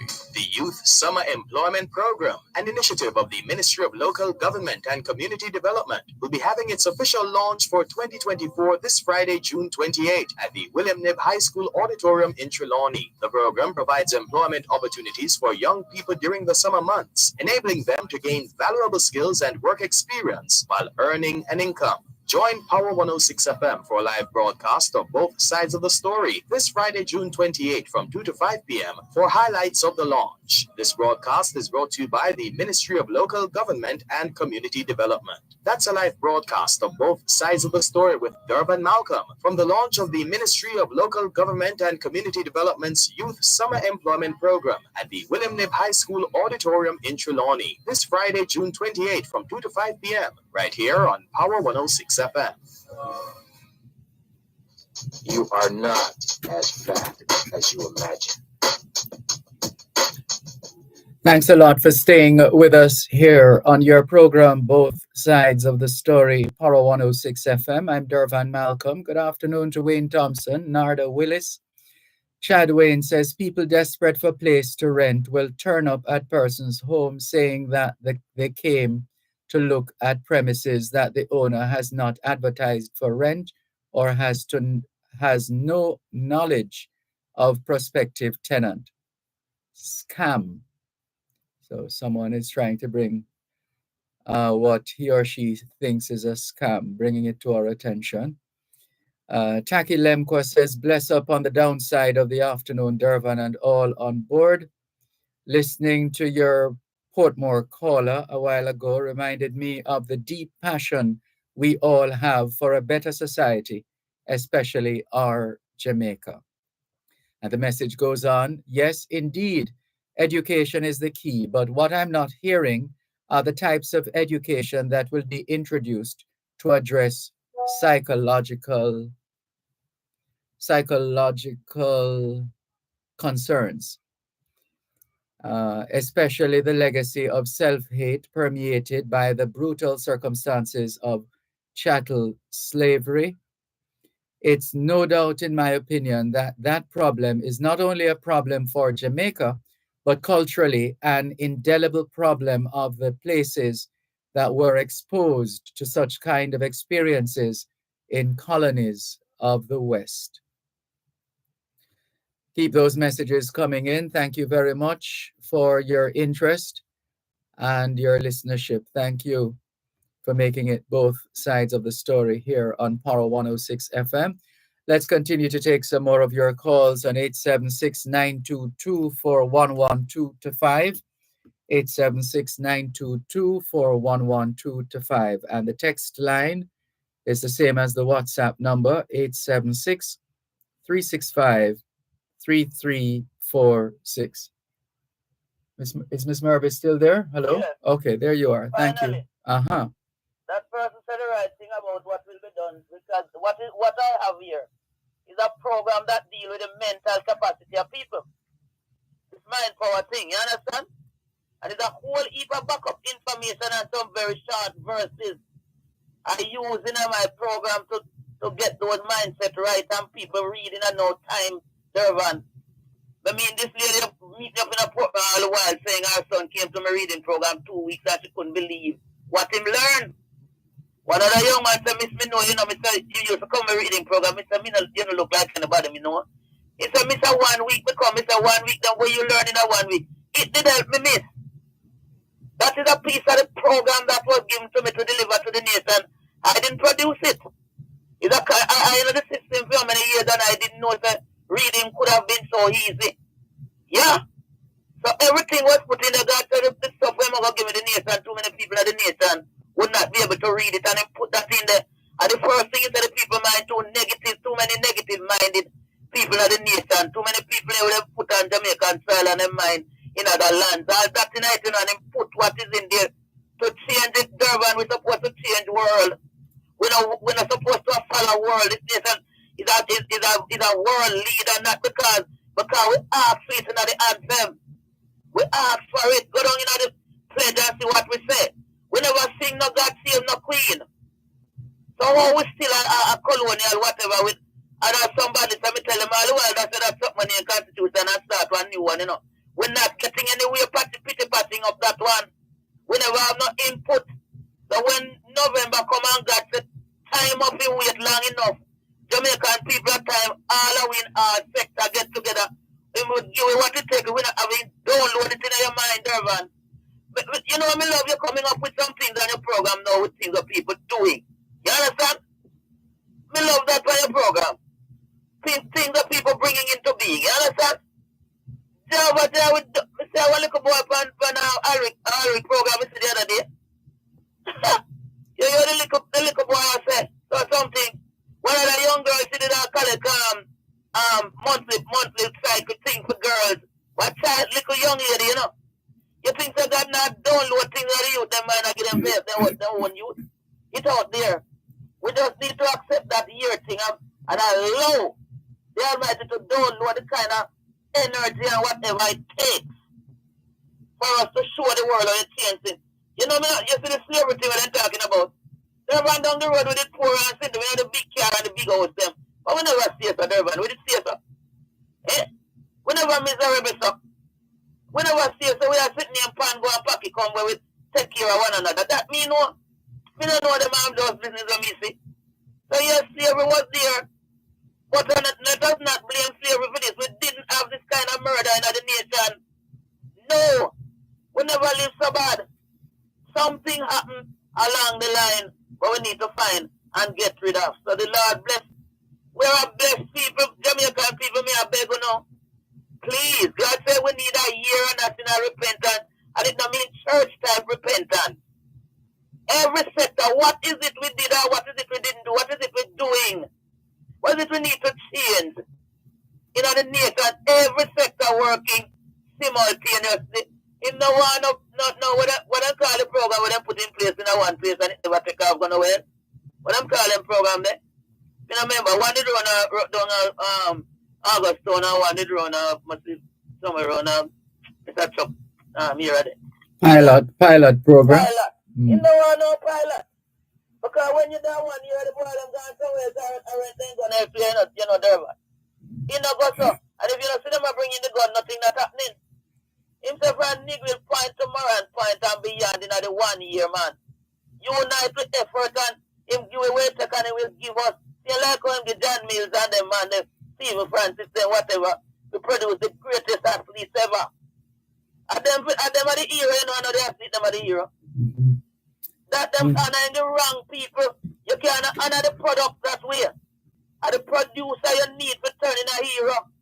And all through them that got a show saying give away tech, the music. Now them they're not about something we're going nowadays. They talk about the old time reggae music and the old time, you know, dancehall what me know about. Now them is something when me see happen. The nation never stays up. Let us stop blame this thing once and for all on slavery. The nation never stays down the road. We're poorer. So in the name of Jesus, and the God of the national anthem when we love sing Eternal Father. Come we start say the pledge every day. When we wake up. When we reach our work, say the pledge. I mean, when we wish to see it, and we just play the pledge. And the pledge are the problem. We need to practice the pledge. Thank you, Dervan, for your time and your patience. But Jamaican people, me live under some stress, you see. I mean, well, me don't feel like we can manage much more right for 30 odd years. Me sit down around the side of pure nation and me talk, you know. Me all see about everything gone down and a pure nation, you know, Dervan. This thing is really pressurizing, you know. The other day, them batter up one young boy down in St. Catherine near Bagwalk here, then. Batter up the young man, him a one Christian young man, and give him, jug him and batter him up and him dead, you know, Dervan. And one young man who me a minister to over the years, you know. Good God Almighty, man. Batter him up and him dead. Terribly sorry to hear that. And it really hurting me. It hurting me because I was in the background helping him end up a Bellevue and him not even wasn't that mad, you know. It's some kind of spiritual something there, man. One of the time them give him all some 14 pill one time, the whole of him body a tremble. So the whole heap of thing me learn out of him situation. This thing when them just go there and they just give them some pill. I think I heard one of with top class psychologist said that. What's name again? Anthony Irons. Eh? Anthony Irons. I know Anthony Irons. What's the other one? I know Irons. But one of them man him always come on there and him say to the people them they're not diagnosing the problem. They're just giving them some pills and it'll make them worse. When them take it, the people them drowsy, them feel. This girl tell me she feel like her teeth them a drop out. Voice I tell her she go blind like something. And something with minister quite a few of them, you know. The case is not diagnosed. Because them don't have enough psychiatrists and people because there's a lot of time it take to deal with one of them, Dervan. I can tell you that. There's a whole heap of stuff around here, stuff. Pack up in my house around here, stuff. What needs to go a road. But the nation needs to be able to take it and run with it. I am not the person who's supposed to run with it. Everybody needs to run with it for them peace. The Jamaican people, that's them tired of the waiting now. And I'm tired of what is happening to the youth, the next generation. And if some people not back out time we and get the thing done, somebody go and pay for what them not like. And him say one shot no fit all. You hear that? That's the thing Mr. to him name the man to Mr. Kenneth Reed planning program. One shot don't fit all. So with all the way I go talk to every human being is different. And you need the wisdom of God to deal with the difference. Bless up Jamaica land we love. We're not a follower, we're supposed to be leader. I'm tired of the pressure around a Dervan. God knows I'm tired of the pressure. I can't take no more of the pressure. I need something happening in this nation. It will happen to happen in there. And take them rubbish away the devil soap in the nation around here. So it can't go on so. It's on that demonic speech. From 98, just tell me so. And you can't take physical things and fight spiritual matter. You need God's kingdom up there to help it. Thank you. Yeah? Thanks for the call. Take care. All the best.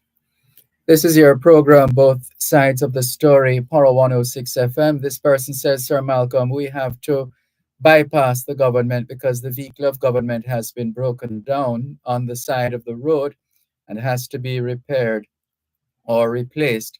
So we have to take up the role of government in our own hands and create a new vehicle to carry the people until the elected government vehicle is operational again. Sir Malcolm, foreigners are getting concessions on imports and exports from Jamaica. When last did you hear a member of the diaspora get any concessions on anything we're importing? What kind of government is this? Asks Cuban in Georgia. Thank you for your message. Here's a message from Horace, otherwise known as Spider. Good afternoon, Mr. Malcolm. Is gag order trying to take over all of Jamaica? I hope whoever is planning to gag the whole of Jamaica, just stay in your lane, whoever.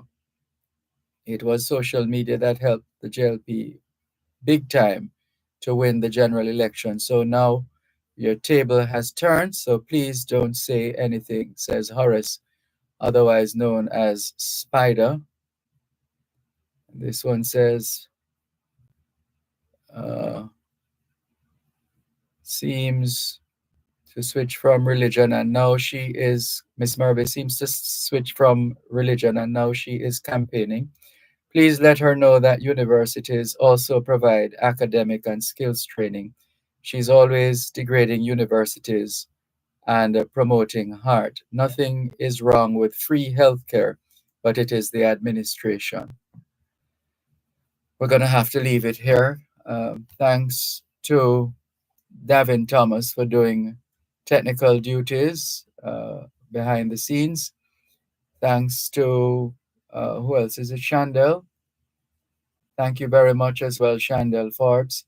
Thanks to all our contributors, our participants, and thanks to our listeners and viewers all over the globe for making it Both Sides of the Story. All things being well, Both Sides of the Story returns tomorrow afternoon, 2 to 5. Till then, this is Dervan Malcolm reminding all of us that every day is an opportunity to do better than yesterday.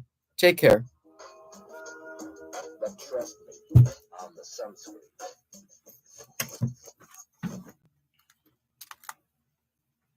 You're listening to Power 106 FM. The time is now 5 o'clock. news, comprehensive, powerful, and credible. Power 106 FM now presents a simulcast of Greater Jamaica's news at 5.